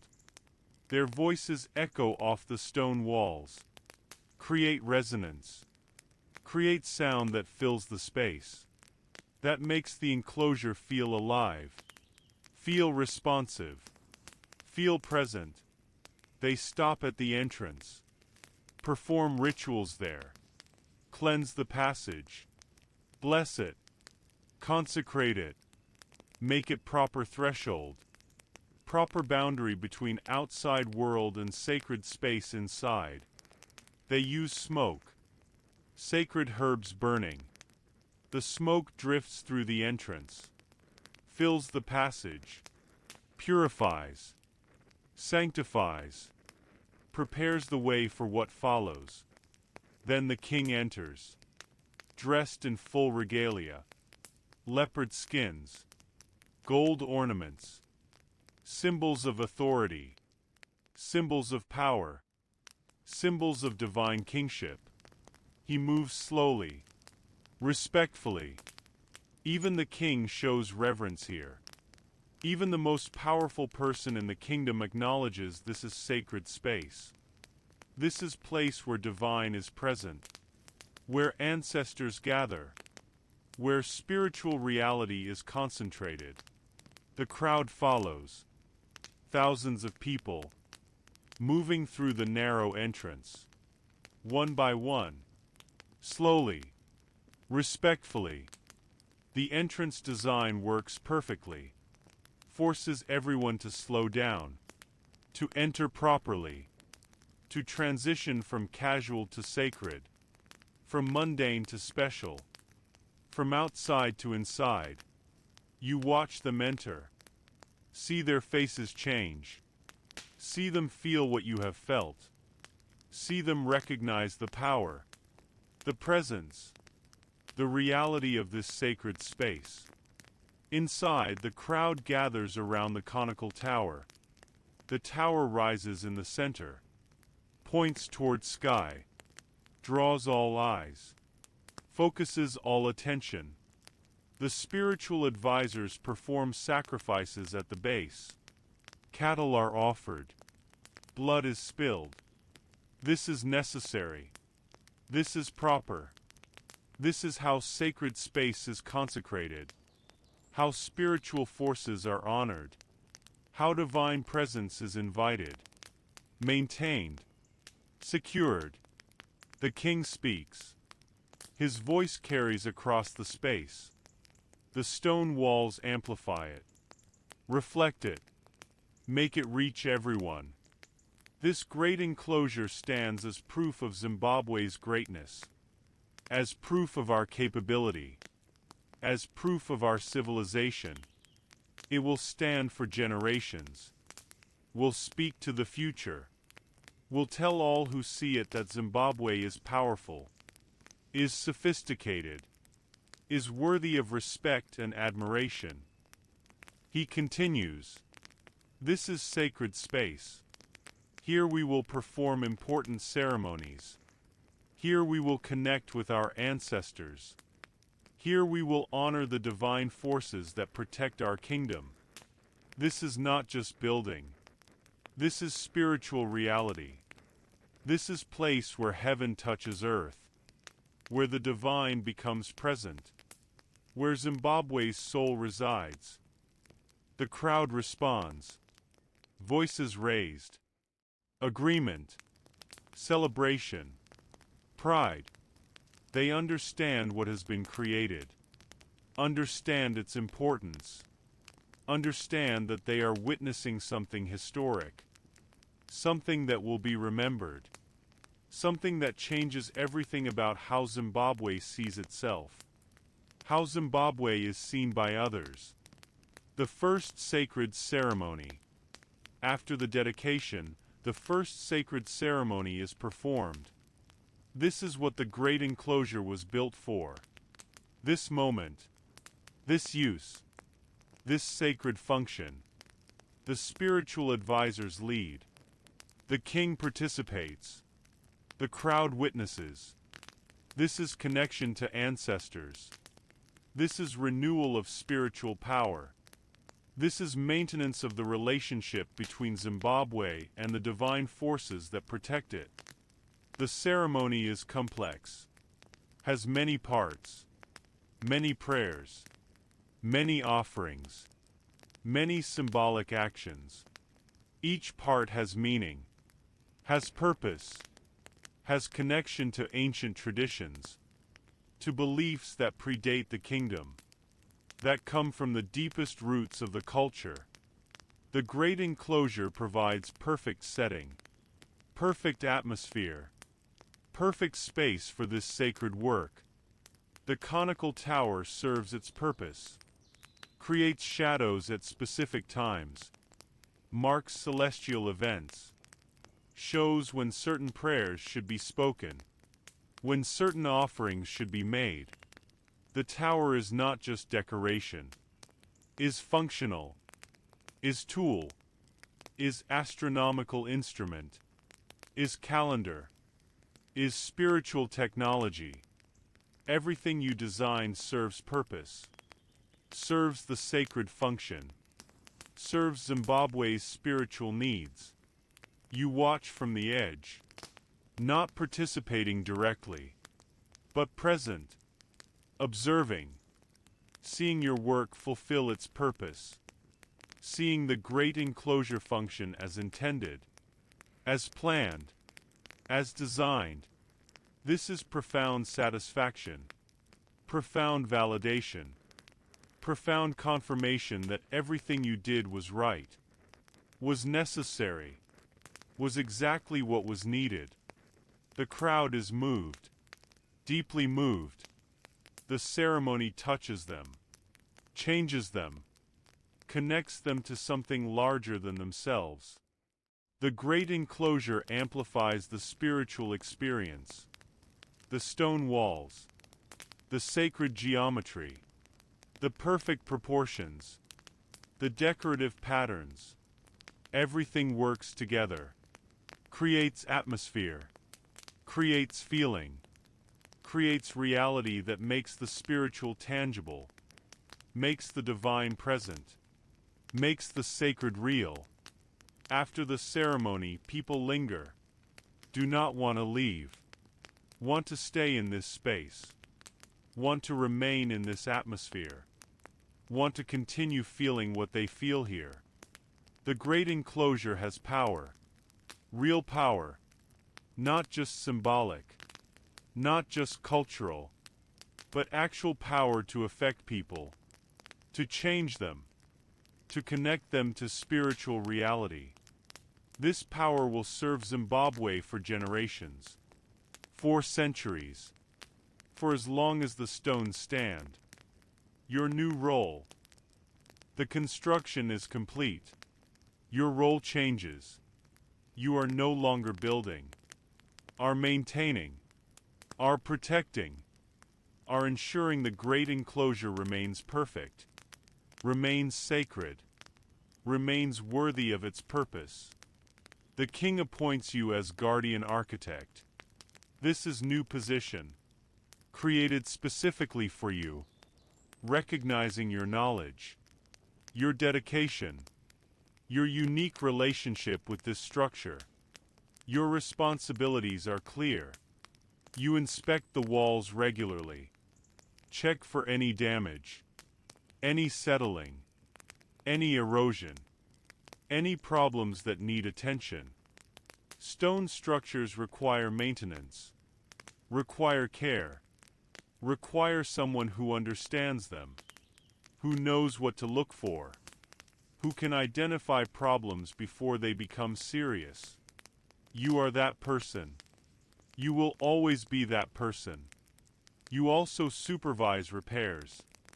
Small repairs are sometimes needed. A stone might crack, might need replacement. Drainage might become blocked, might need clearing. Vegetation might grow in joints, might need removal. These are minor issues, but they must be addressed, must be handled properly, must be fixed with the same care that built the structure. You ensure this happens. Ensure quality is maintained. Ensure the great enclosure remains perfect. You train others in maintenance. Young builders who will help you, who will eventually replace you, who must learn to care for this structure as you care for it. You teach them to see what you see, to recognize problems, to fix them correctly, to maintain standards, to honor the great enclosure, to protect it, to ensure it lasts forever. The king also asks you to advise on other building projects, smaller enclosures, royal compounds, important structures. You have proven your skill, your knowledge, your ability to create excellence. Zimbabwe wants more of this, wants more impressive buildings, wants more proof of sophistication, of capability, of greatness. You contribute where you can, share knowledge, guide projects, maintain standards across the kingdom. But the great enclosure remains your primary focus, your first love, your greatest achievement. You visit daily, walk the space, touch the stones, remember the building, remember the workers, remember the challenges, remember the triumphs. The great enclosure is part of you now, part of your identity, part of your soul. You cannot imagine life without this connection, without this relationship, without this responsibility. Training the next generation. Young people come to you, want to learn building, want to learn stone work, want to learn to create structures like the great enclosure. The construction inspired them, showed them what is possible, what can be achieved, what humans can create. They want to be part of this tradition, part of this legacy, part of building Zimbabwe's future. You select carefully. Not everyone has the gift. Not everyone can see stone, can understand balance, can think in 3 dimensions, can maintain the patience and precision required. You test them, give them tasks, watch how they work, how they think, how they approach problems. The gifted ones reveal themselves. The ones who should be trained, should be taught, should carry the tradition forward. Your teaching method is the same you experienced. Start with fundamentals, with understanding stone, with learning to select, to see quality, to hear what stone tells you when you tap it. This foundation is essential, cannot be skipped, cannot be rushed, must be learned thoroughly before moving to actual building. Then small projects, practice walls, simple structures, learning to place stones without mortar, learning to create stability, learning to make beauty, learning to think ahead, to see how each stone relates to every other stone, to understand that building is not random, is intentional, is designed, is created with thought and care. You share stories from the great enclosure construction, the challenges, the solutions, the mistakes and how they were corrected, the triumphs and how they were achieved. These stories teach, inspire, show that excellence is possible, that problems can be solved, that dedication leads to achievement, that great things are built one stone at a time, one decision at a time, one day at a time. Some students are exceptional, show real talent, real understanding, real dedication. These students you invest in deeply. Teach them everything. Give them responsibilities. Let them make decisions. Let them learn through doing, through experiencing, through succeeding and failing and learning from both. These students will build Zimbabwe's future, will create the next generation of impressive structures, will maintain the tradition you helped strengthen. You also teach the spiritual dimension, the prayers, The ceremonies. The understanding that building sacred space requires more than physical skill, requires spiritual purity, requires right relationship with divine forces, with ancestors, with the purposes being served. This teaching is important. Ensures students understand they are not just craftsmen, are spiritual servants, are creating places where divine and human meet, where sacred becomes real. The Great Enclosure's impact. The Great Enclosure changes Zimbabwe, changes how the kingdom is perceived, changes how Zimbabwe perceives itself. The impact is profound, is lasting, is exactly what the king intended, what you worked to achieve, what the structure was built to accomplish.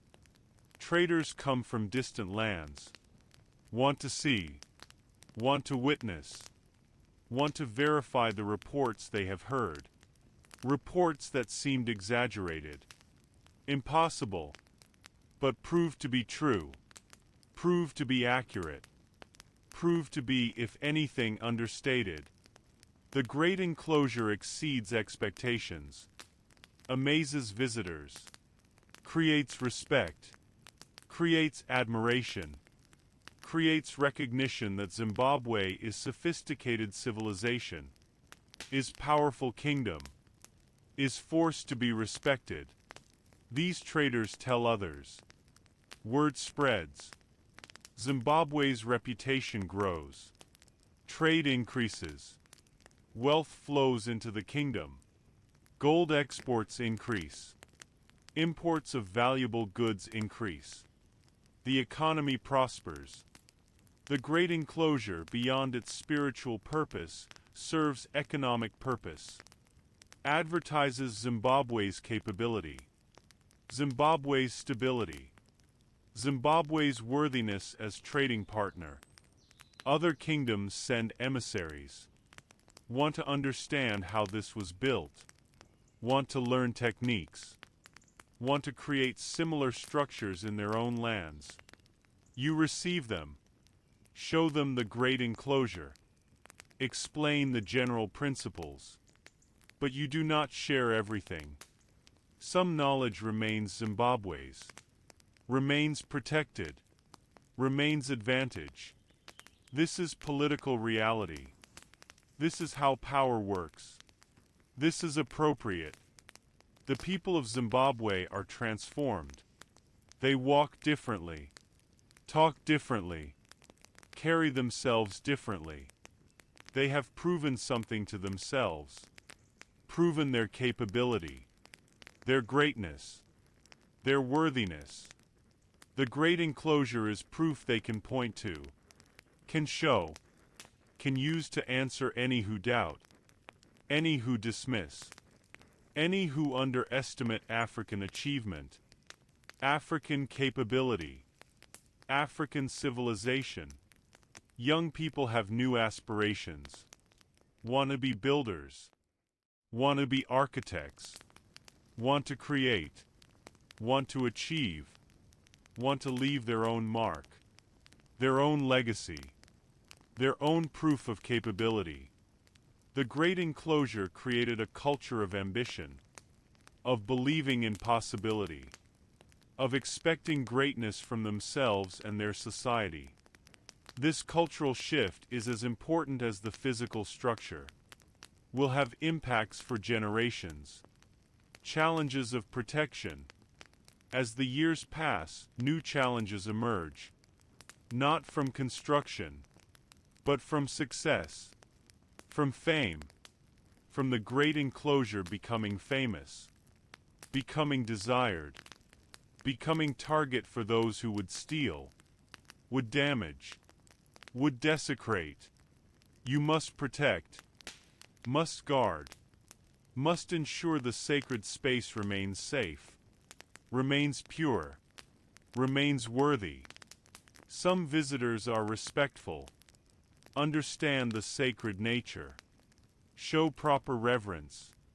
These visitors are welcome, are allowed to enter, are permitted to witness, are given the honor of experiencing the great enclosure.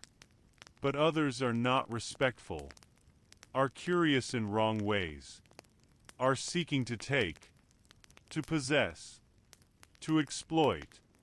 These must be kept away, must be denied access, must be prevented from contaminating the sacred space. You establish protocols. Guards are posted. Not many, just enough. Trusted people. People who understand the importance, who will protect appropriately, who will maintain the boundaries. The guards are not aggressive, are not hostile, are simply firm, clear, consistent. The great enclosure is sacred space. Access is privilege. Privilege that requires proper attitude, proper respect, proper approach. You also protect against time, against weather, against natural forces that wear its stone, erode it, weaken it. You monitor drainage carefully. Make sure water flows away, never pools, never seeps into joints, never creates pressure that might dislodge stones.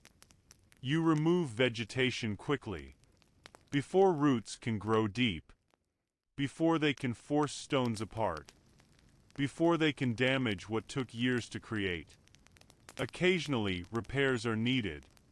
A stone cracks from temperature changes, day heat, night cold. The expansion and contraction creates stress, eventually creates fracture. You replace the stone, carefully, with stone that matches, that fits, that maintains the integrity, that keeps the wall perfect. These repairs are few. The construction was excellent. The materials were well chosen. But nothing lasts forever without care, without attention, without love. You also protect against proposed changes. Some people want to modify the great enclosure, want to add things, want to change things, want to make it different, better in their opinion. You resist these proposals.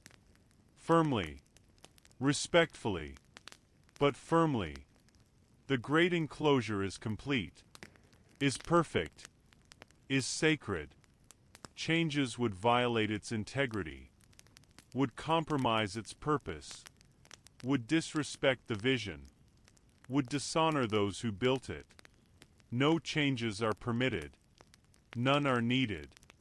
The structure stands as it was completed, as it was designed, as it was intended. Moments of doubt.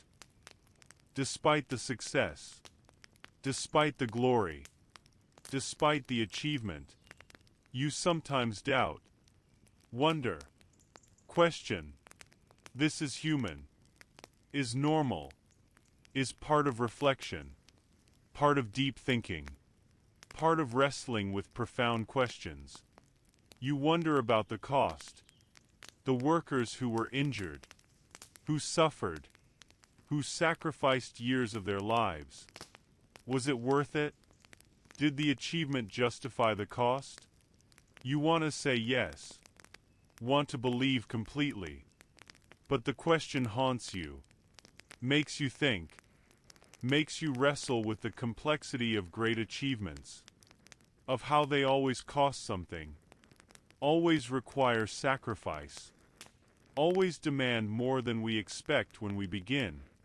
You also wonder about pride, about whether you have become too proud, too attached to this achievement, too identified with this structure.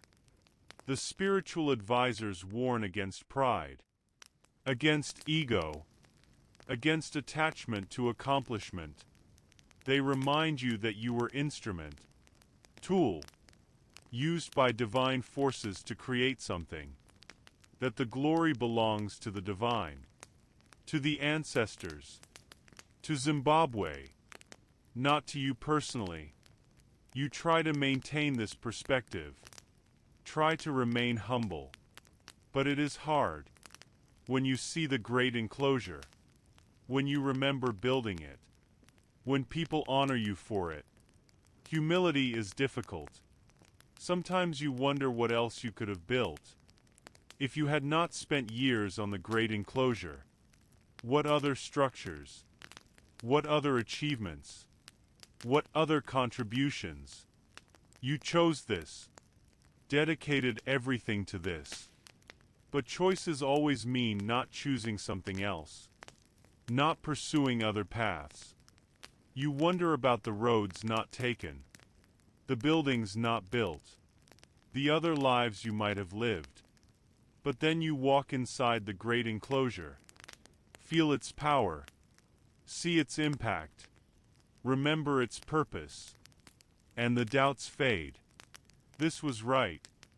This was necessary. This was what you were meant to do. The great enclosure needed to exist.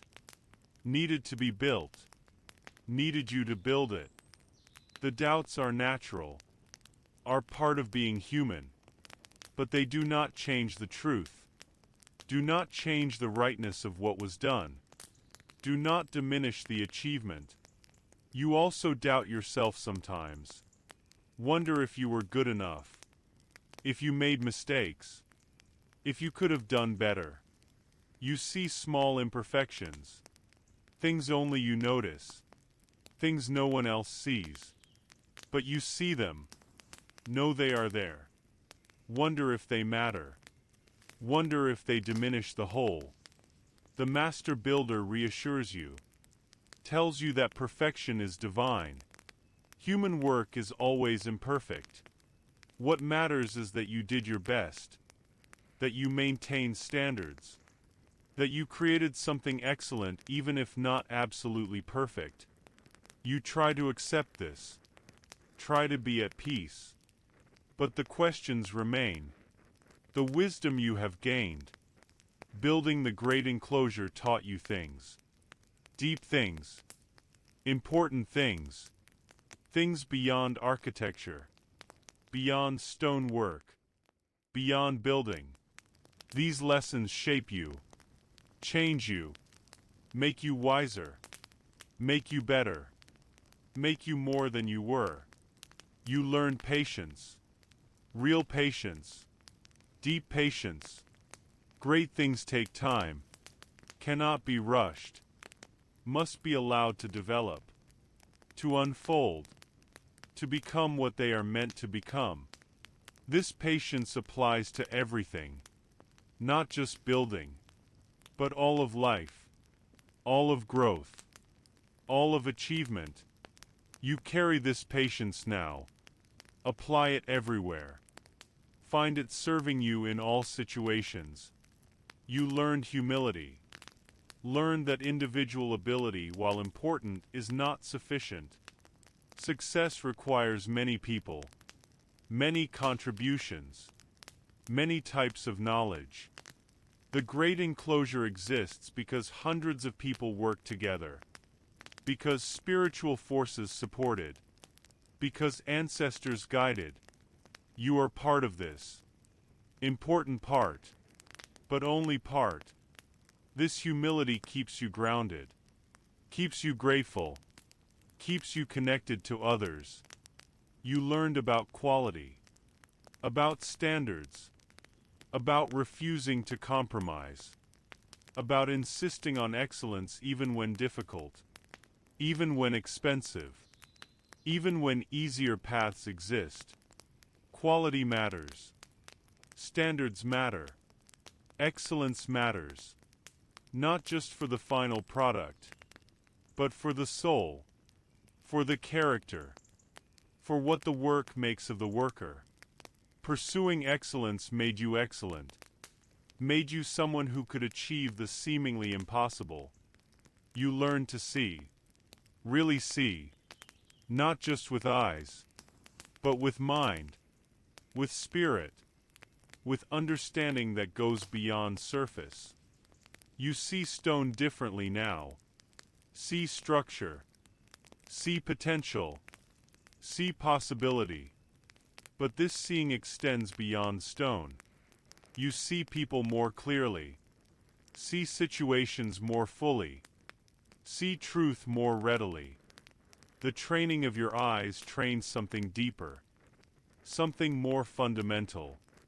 Something that serves you in all areas of life. You learn leadership. Learn that leading is serving. That authority is responsibility. That power is burden. You led hundreds of workers. Made decisions that affected them. Their safety. Their well-being. Their success. This taught you that leadership is not privilege. Is service. Is weight. Is sacred trust. You carry this understanding. Apply it. Live it. You also learned acceptance. Learned that some things cannot be controlled. Cannot be forced. Must be accepted. Weather.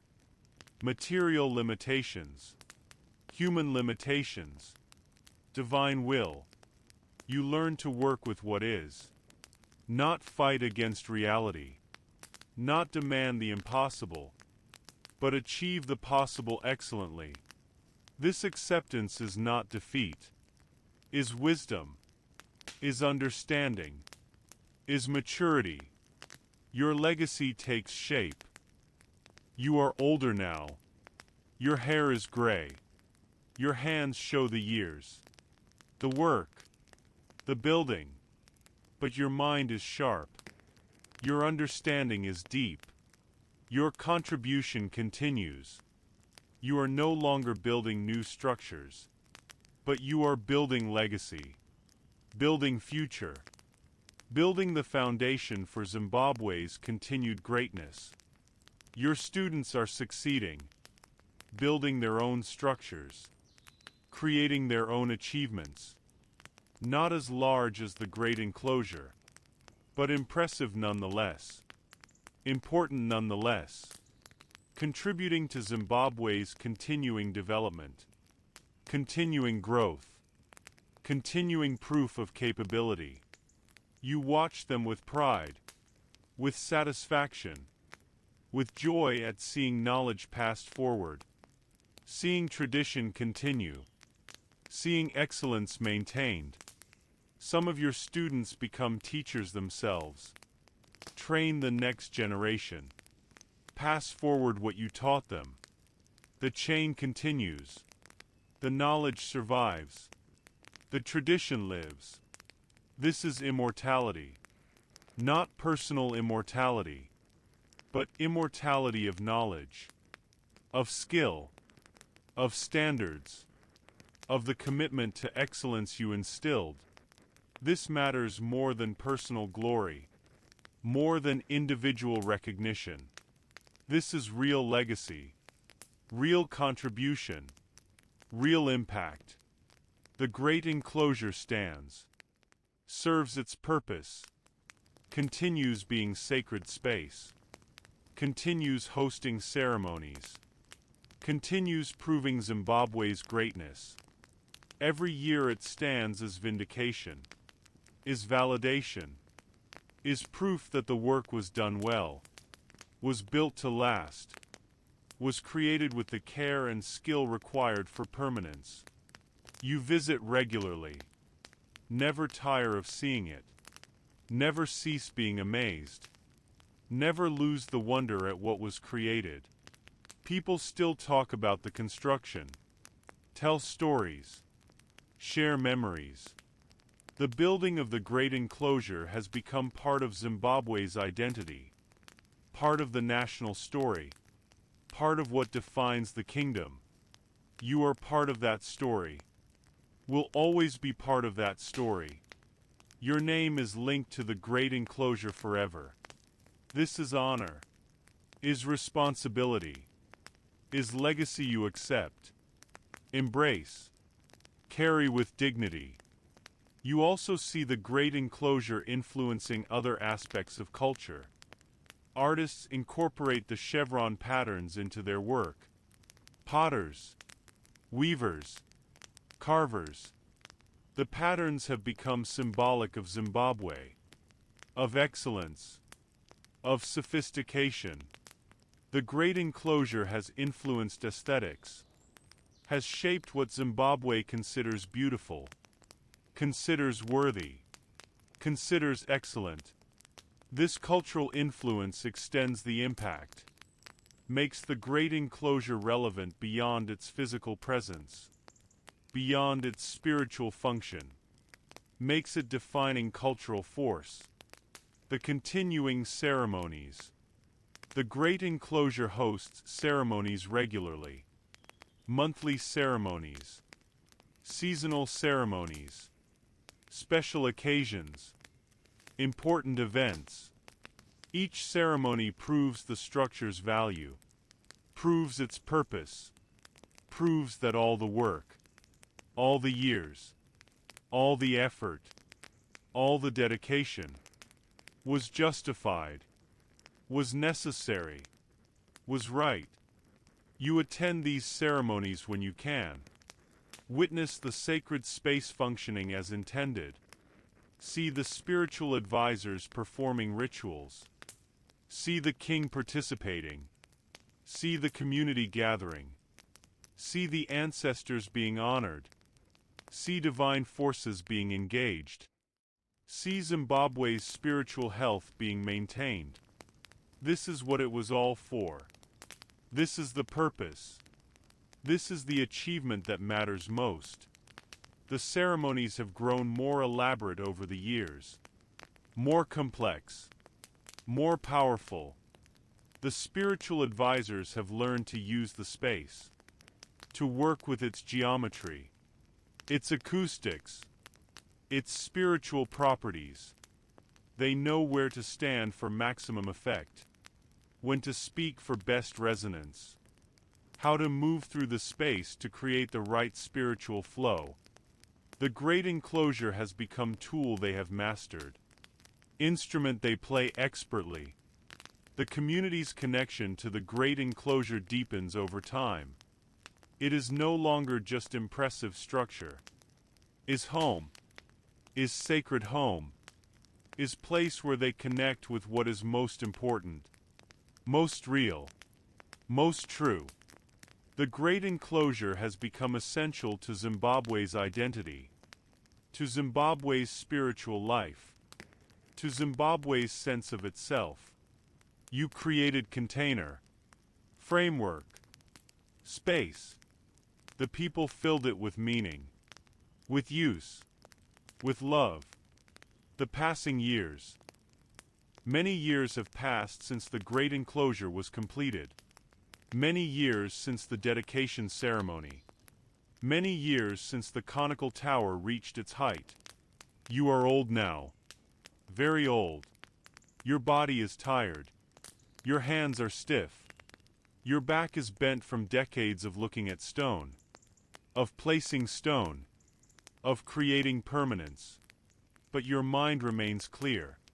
Your memories are vivid. You remember everything about the construction, every challenge, every solution, every triumph, every moment of doubt, every moment of certainty. The great enclosure lives in your memory as clearly as it lives on the hill, as clearly as it stands in physical reality. More clearly, perhaps, because memory includes not just what is, but what was. The entire journey, the complete story. You walk slower now, cannot climb as you once did, cannot work with stones the way you used to, but you still visit the great enclosure daily, still walk through the entrance, still touch the walls, still stand at the base of the conical tower and look up, still feel the pride, the satisfaction, the deep peace that comes from knowing you created something that matters, something that lasts, something that will outlive you, that will speak for you when you are gone. The great enclosure shows its age too, not badly, not worryingly, but it shows. Some stones have weathered slightly, Some joints have collected dust. Some surfaces have changed color from decades of sun and rain. But the structure is sound, is solid, is as strong as the day it was completed. The construction was excellent. The materials were well chosen. The maintenance has been careful. The great enclosure will stand for centuries more, for generations beyond counting. You trained your replacement well. A young architect. Not as young as you were when you started, but young compared to you now. He understands the great enclosure, knows its every stone, knows where to watch for problems, knows how to maintain it, knows the standards, knows the commitment required. You trust him. Trust that he will protect what you built. Trust that he will pass the knowledge forward when his time comes. Trust that the chain will continue. Zimbabwe has changed over the years, has grown, has prospered, has become more powerful, more wealthy, more influential. The great enclosure contributed to this, proved Zimbabwe's capability, attracted trade, created respect, served as symbol, as proof, as declaration. The kingdom's success validates your work, shows that the great enclosure served its purpose, achieved what it was built to achieve. Other structures have been built, smaller enclosures, royal compounds, important buildings throughout the kingdom. Your students built many of these, used techniques you taught, maintained standards you established, created excellent work.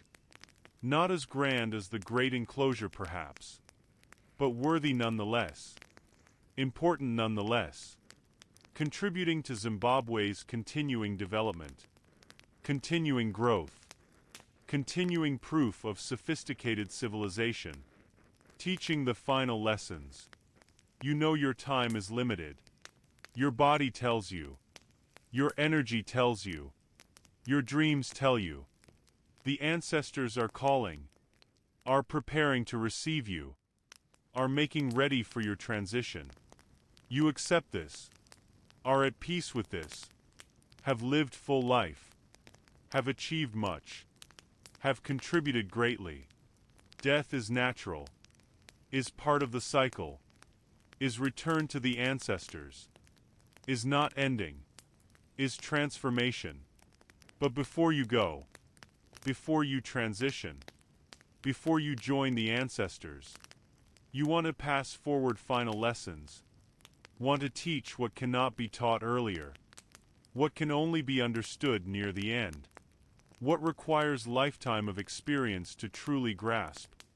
These are the deepest lessons, the most important lessons, the lessons that will serve your students most profoundly. You gather your closest students, the ones who have proven themselves, who have built well, who have maintained standards, who will carry the tradition forward. You speak to them quietly, in the shade of the great enclosure walls, in the shadow of what you created. This is fitting place, fitting moment, fitting context for final teaching. Building is not just about stone, you say, is not just about technique, is not just about creating structures that stand. Building is about service, about contributing, about leaving the world better than you found it. The stones will outlast you, will speak for you, will tell future generations who you were, what you valued, what you achieved. Build with this in mind. Build for eternity. Build for truth. You continue. Excellence is not accident, is not luck, is choice, is decision you make every day, every moment, every stone you place. You choose excellence or you choose mediocrity. There is no middle ground. Every choice matters.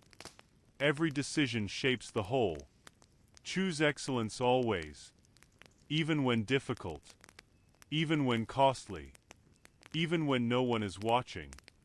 Especially when no one is watching. Humility is not weakness. Is strength. Is recognition of truth. You are not creating alone. Are part of long chain. Standing on shoulders of those who came before. Building foundation for those who will come after. You are link. Important link. But still just link. Honor those before. Serve those after. Find your purpose in connection. In continuity. In being part of something larger than yourself. Sacred work requires sacred attitude. Cannot build sacred space with profane mind. With casual approach. With disrespectful attitude. Purify yourself. Prepare yourself. Approach work with reverence. With dedication. With recognition that you are creating places where divine and human meet. Where spiritual becomes physical. Where eternal enters time. This is profound responsibility. Profound honor. Profound calling. Love the stone. Not as possession. Not as material to dominate. But as partner. As teacher. As medium through which truth becomes visible. Stone wants to be something. Has potential. Has purpose. Your job is to see this. To recognize it. To help it become what it is meant to be. Work with stone. Not against it. Cooperate. Collaborate. Co-create. The students listen carefully. Some weep quietly. They know this is goodbye. Know these are final teachings. Know you are preparing to leave. They are sad, but also grateful. Grateful for what you taught, for what you gave, for what you passed forward. They will carry these lessons. Will remember. Will apply. Will pass forward to their own students. The chain will continue. The wisdom will survive. The tradition will live. The final visit. You make one final visit to the great enclosure. You know it is final. Feel it. Understand it. You walk slowly. Carefully. Your body is weak. But your determination is strong. You must see it once more. Must touch the stones once more. Must stand inside once more. Must say goodbye. The entrance passage is narrow as you designed. You move through slowly. Remember planning this. Remember building this. Remember the purpose. The entrance still works. Still creates transition. Still prepares visitors for sacred space inside. Still functions perfectly after all these years. Inside you pause. Look around. The walls rise on all sides. Massive. Permanent. Beautiful. The chevron patterns catch the afternoon light. Create shadows. Create texture. Create visual richness that rewards looking. That reveals more the longer you observe. The patterns are still perfect. Still sharp. Still clear. The decoration has lasted. Has endured. Has proven worthy. You walk to the conical tower. Stand at its base. Look up. The tower rises. Points toward sky. Reaches toward heaven. The capstone is still in place. Still perfect. Still completing the cone exactly as designed. You remember placing that capstone. Remember the ceremony. Remember the feeling when it settled into position. When the tower was complete. When the vision became reality. You touch the tower. Place your hand on the stone. Feel its solidity. Its permanence. Its reality. This tower will stand for centuries. Will outlast everyone alive today. Will speak to generations yet unborn. will prove Zimbabwe's greatness, will show what was achieved, will witness truth. This is your legacy. This is your voice. This is what you leave behind. You sit. Rest. Your body is tired. Needs rest. You sit at the base of the tower. In the shadow. In the cool. You close your eyes. Remember. Remember everything. The selection. The training. The planning. The building. The challenges. The solutions. The workers. The ceremonies. The dedication. All of it. Every moment. Every stone. Every decision. Every triumph. Every difficulty. All of it matters. All of it was necessary. All of it contributed to this. To what stands. To what endures. To what matters. You pray.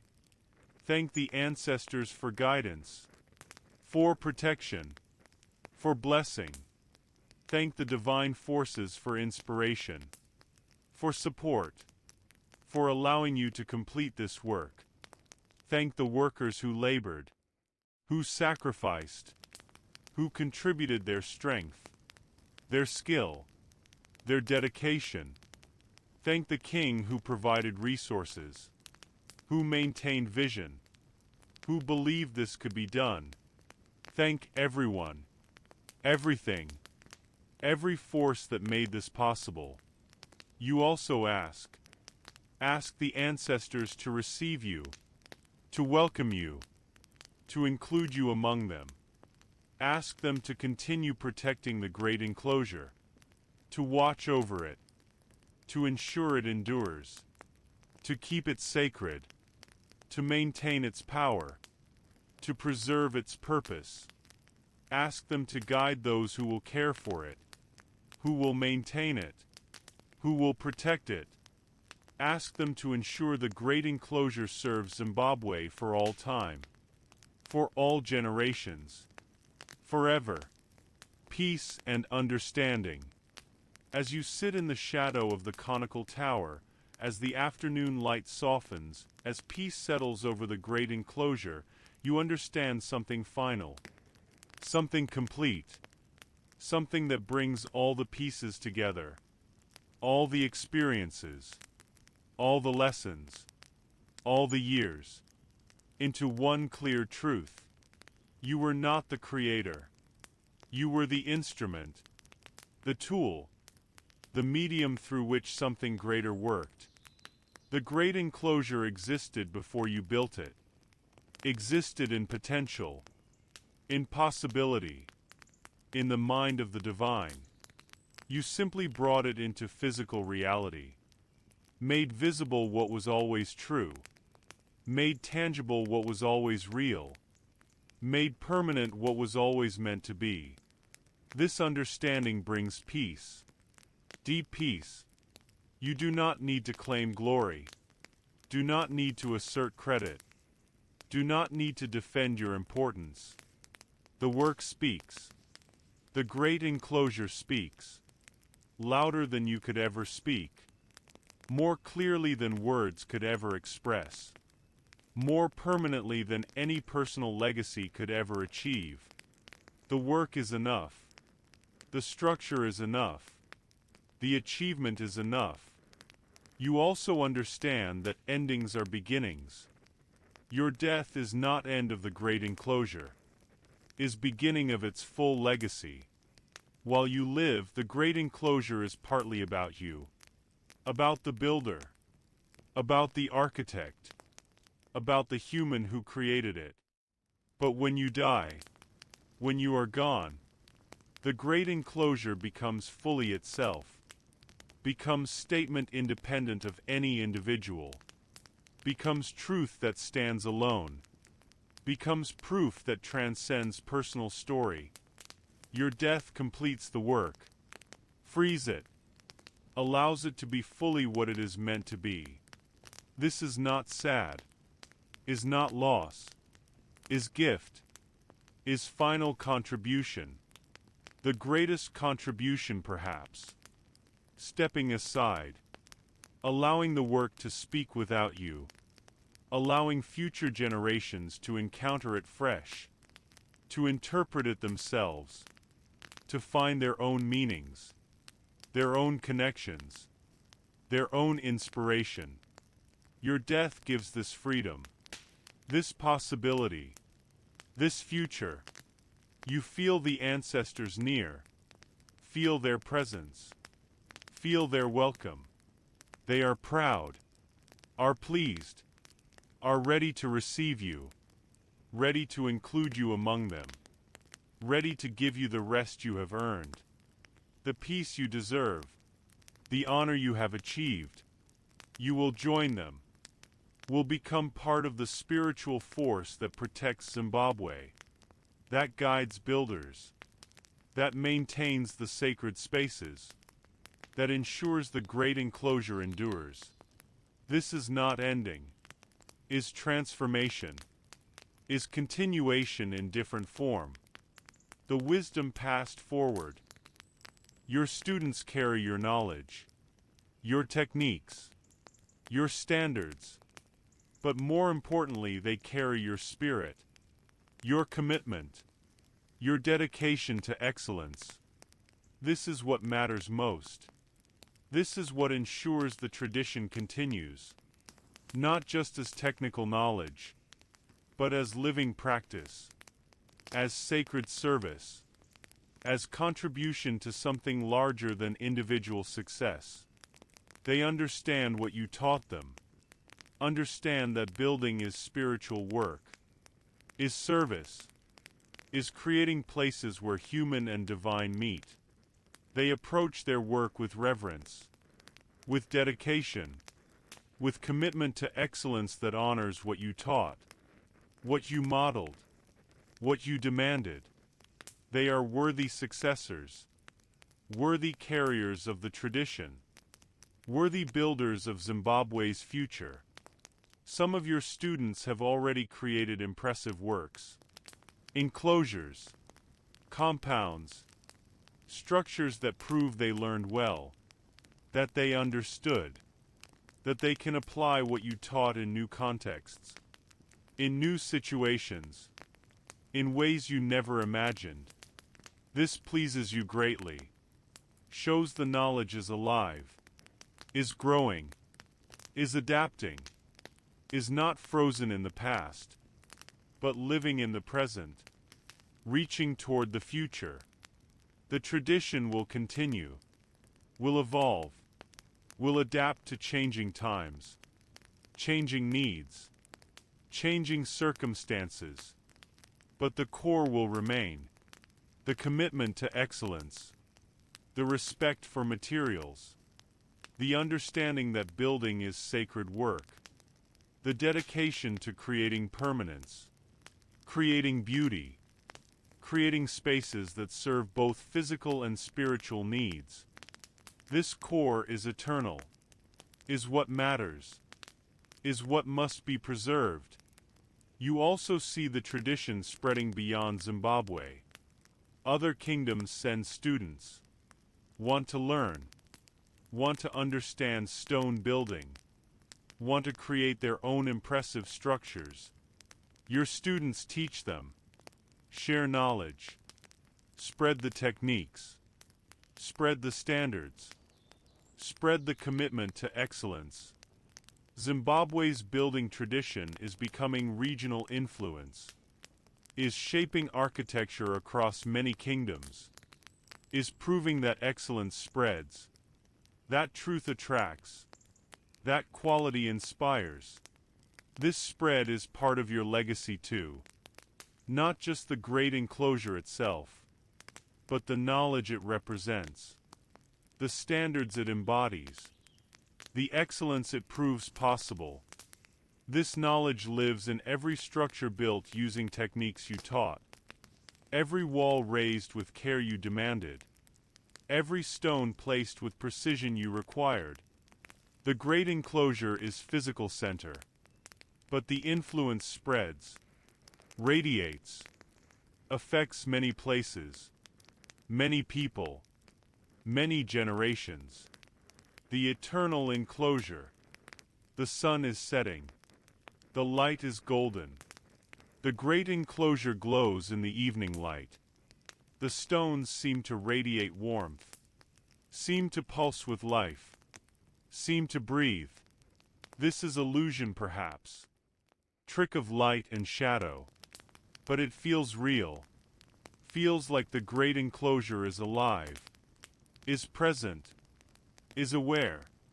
You have always felt this, have always sensed that the structure has presence, has spirit, has life beyond mere stone and mortar-less construction.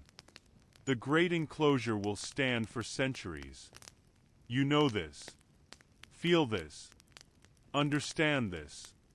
Long after you are gone, long after your students are gone, long after Zimbabwe as you know it changes, evolves, becomes something else, the great enclosure will remain, will witness, will remember, will speak about what was achieved, what was possible when humans committed to excellence, when they refused to compromise, when they built for eternity. Future generations will walk through the entrance, will stand inside the walls, will look up at the conical tower, will wonder, will marvel, will question how this was built, will search for answers, will try to understand. Some will understand, will recognize the skill, the dedication, the commitment, will honor what was achieved, will be inspired to their own excellence, will carry forward the spirit that created this. Others will not understand, will see only stones, will measure and calculate, will try to reduce mystery to mathematics, will miss the point, will fail to grasp that the great enclosure is more than engineering, is more than architecture, is expression of human spirit, is proof of what becomes possible when humans align with divine purpose, when they serve something larger than themselves, when they build for eternity rather than temporary gain. But this is acceptable, is expected.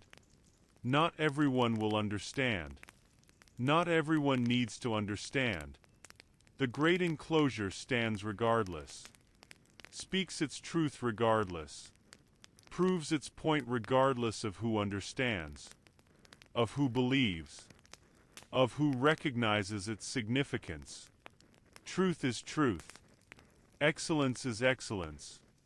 Achievement is achievement. Independent of recognition. Independent of understanding. Independent of belief. The great enclosure will also teach. Will continue teaching. Will show future builders what is possible. What can be achieved. What excellence looks like. It will inspire. Will challenge. Will set standards. Will prove that great things are possible. That humans can create permanence. Can create beauty. Can create structures that last. That matter. That change the world. This teaching role will continue. Will serve. Will benefit countless people across countless generations. The transition. Your breathing is shallow now. Your body is ready to release. Ready to stop. Ready to return to the earth. To the ancestors. To the divine source. You are not afraid. Not resistant. Not clinging. You have lived well. Have contributed greatly. Have achieved much. You are ready. Ready for rest. Ready for peace. Ready for transition. The great enclosure will be your monument. Better monument than any tomb. Better memorial than any words. The stones will speak. Will tell your story. Will prove your life mattered. Had meaning. had impact. This is enough. This is more than enough. This is everything. You think about the workers who built with you. Many are gone now. Have already made this transition. Have already joined the ancestors. You will see them again. Will rejoin them. Will work with them again in spiritual realm. Will continue serving Zimbabwe. Will continue protecting the great enclosure. Will continue guiding builders. This is not ending. Is continuation. Is service in different form. You also think about your family. Your children. Your grandchildren. They are proud of you. Proud of what you built. Proud of what you achieved. Proud to carry your name. Your legacy. Your blood. They will remember you. Will tell stories about you. Will point to the great enclosure and say, "My grandfather built that. My ancestor created that." This connection will continue. Will bind them to excellence. Will inspire them to their own achievements. Your legacy lives through them too. The stars are appearing. One by one. The night sky is clear. Beautiful. You see the constellations. The patterns. The same stars that guided construction. That marked time. That witnessed every day of building. They witness now. They see. They know. They welcome. The stars are eternal. Like the great enclosure. Like truth. Like excellence. Like the spiritual reality that underlies all physical existence. Your eyes close. Not from exhaustion, but from peace. From readiness. From acceptance. You have seen enough. Have experienced enough. Have achieved enough. You are complete. Your work is done. Your contribution is made. Your legacy is secure. The great enclosure stands. Will stand. Will speak for you. Forever. The peaceful ending. The night deepens. The great enclosure stands in the darkness. Silent. Strong. Permanent. The conical tower points toward the stars. Connects earth to heaven. Physical to spiritual. Human to divine. Everything you designed. Everything you built. Everything you achieved. All of it continues. All of it endures. All of it matters. Your spirit rises. Gently. Peacefully. Without struggle. Without pain. You move beyond the physical. Beyond the limitations. Beyond the weariness. You move toward light. Toward warmth. Toward welcome. The ancestors are there. Are waiting. Are ready to receive you. Your father is there. Your grandfather. The master builders who taught you. The workers who died during construction. All of them. Welcoming. Celebrating. Honoring. You join them. Become part of them. Become one of the ancestors now. One of the protectors. One of the guides. Your work is not over. Is transformed. You will watch over the great enclosure. Will protect it. Will guide those who care for it. Will inspire those who visit it. Will ensure it serves its purpose. Serves Zimbabwe. Serves truth. Serves the divine. Forever. And the great enclosure stands. Stands through the night. Stands through the centuries. Stands as proof. As witness. As declaration. That African civilizations were great. Were sophisticated. Were capable of achievements that astonish. That inspire. That prove human potential. The great enclosure speaks this truth. Loudly. Clearly. Permanently. No one can deny it. No one can dismiss it. No one can erase it. The stones speak. The walls declare. The tower proclaims, Zimbabwe was great. Zimbabwe is great. Zimbabwe will be great. This is the sleepy griot. And this is your story. Your life. Your achievement. The story of how you became the architect. How you planned the sacred stone walls. How you built the great enclosure. How you created something eternal. Something that matters. Something that will speak for you. For your people. For your civilization. Forever and always. May you rest now. May you dream of stone rising. Of walls growing. Of towers pointing toward heaven. May you feel the satisfaction of work well done. Of life well lived. Of contribution well made. May you know that your legacy endures. That your name lives. That your achievement matters. That what you built will stand. Will speak. Will prove. For all time. The fire is out. The story is complete. The great enclosure stands. The architect rests. The legacy lives. All is well. All is as it should be. The stones remain. The truth endures. The excellence continues.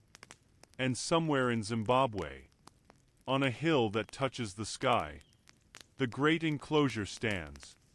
Silent. Strong. Eternal. Speaking without words. Proving without argument. Declaring without sound. That African civilization was sophisticated. Was capable. Was great. That Africans built wonders.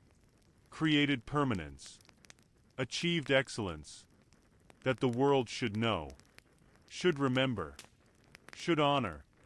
What Zimbabwe achieved. What Africa created. What humans can accomplish. When they commit. When they dedicate. When they build for eternity. When they serve truth. When they honor the divine. When they refuse to compromise. When they choose excellence. Always. The night is peaceful now. The stars shine brightly. The great enclosure rests. And you rest. Deep rest. Good rest. The rest you earned. The rest you deserve. The rest that follows a life well lived. A work well done. A legacy well established. Rest now.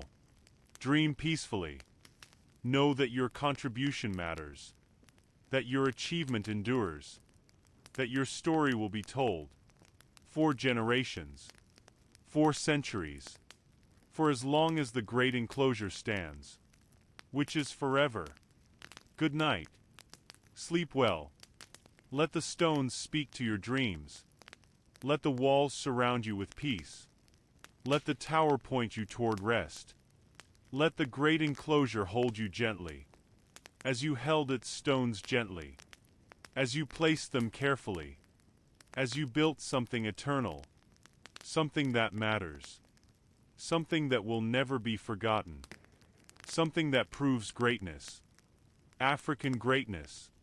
Human greatness. The greatness that lives in dedication. In excellence.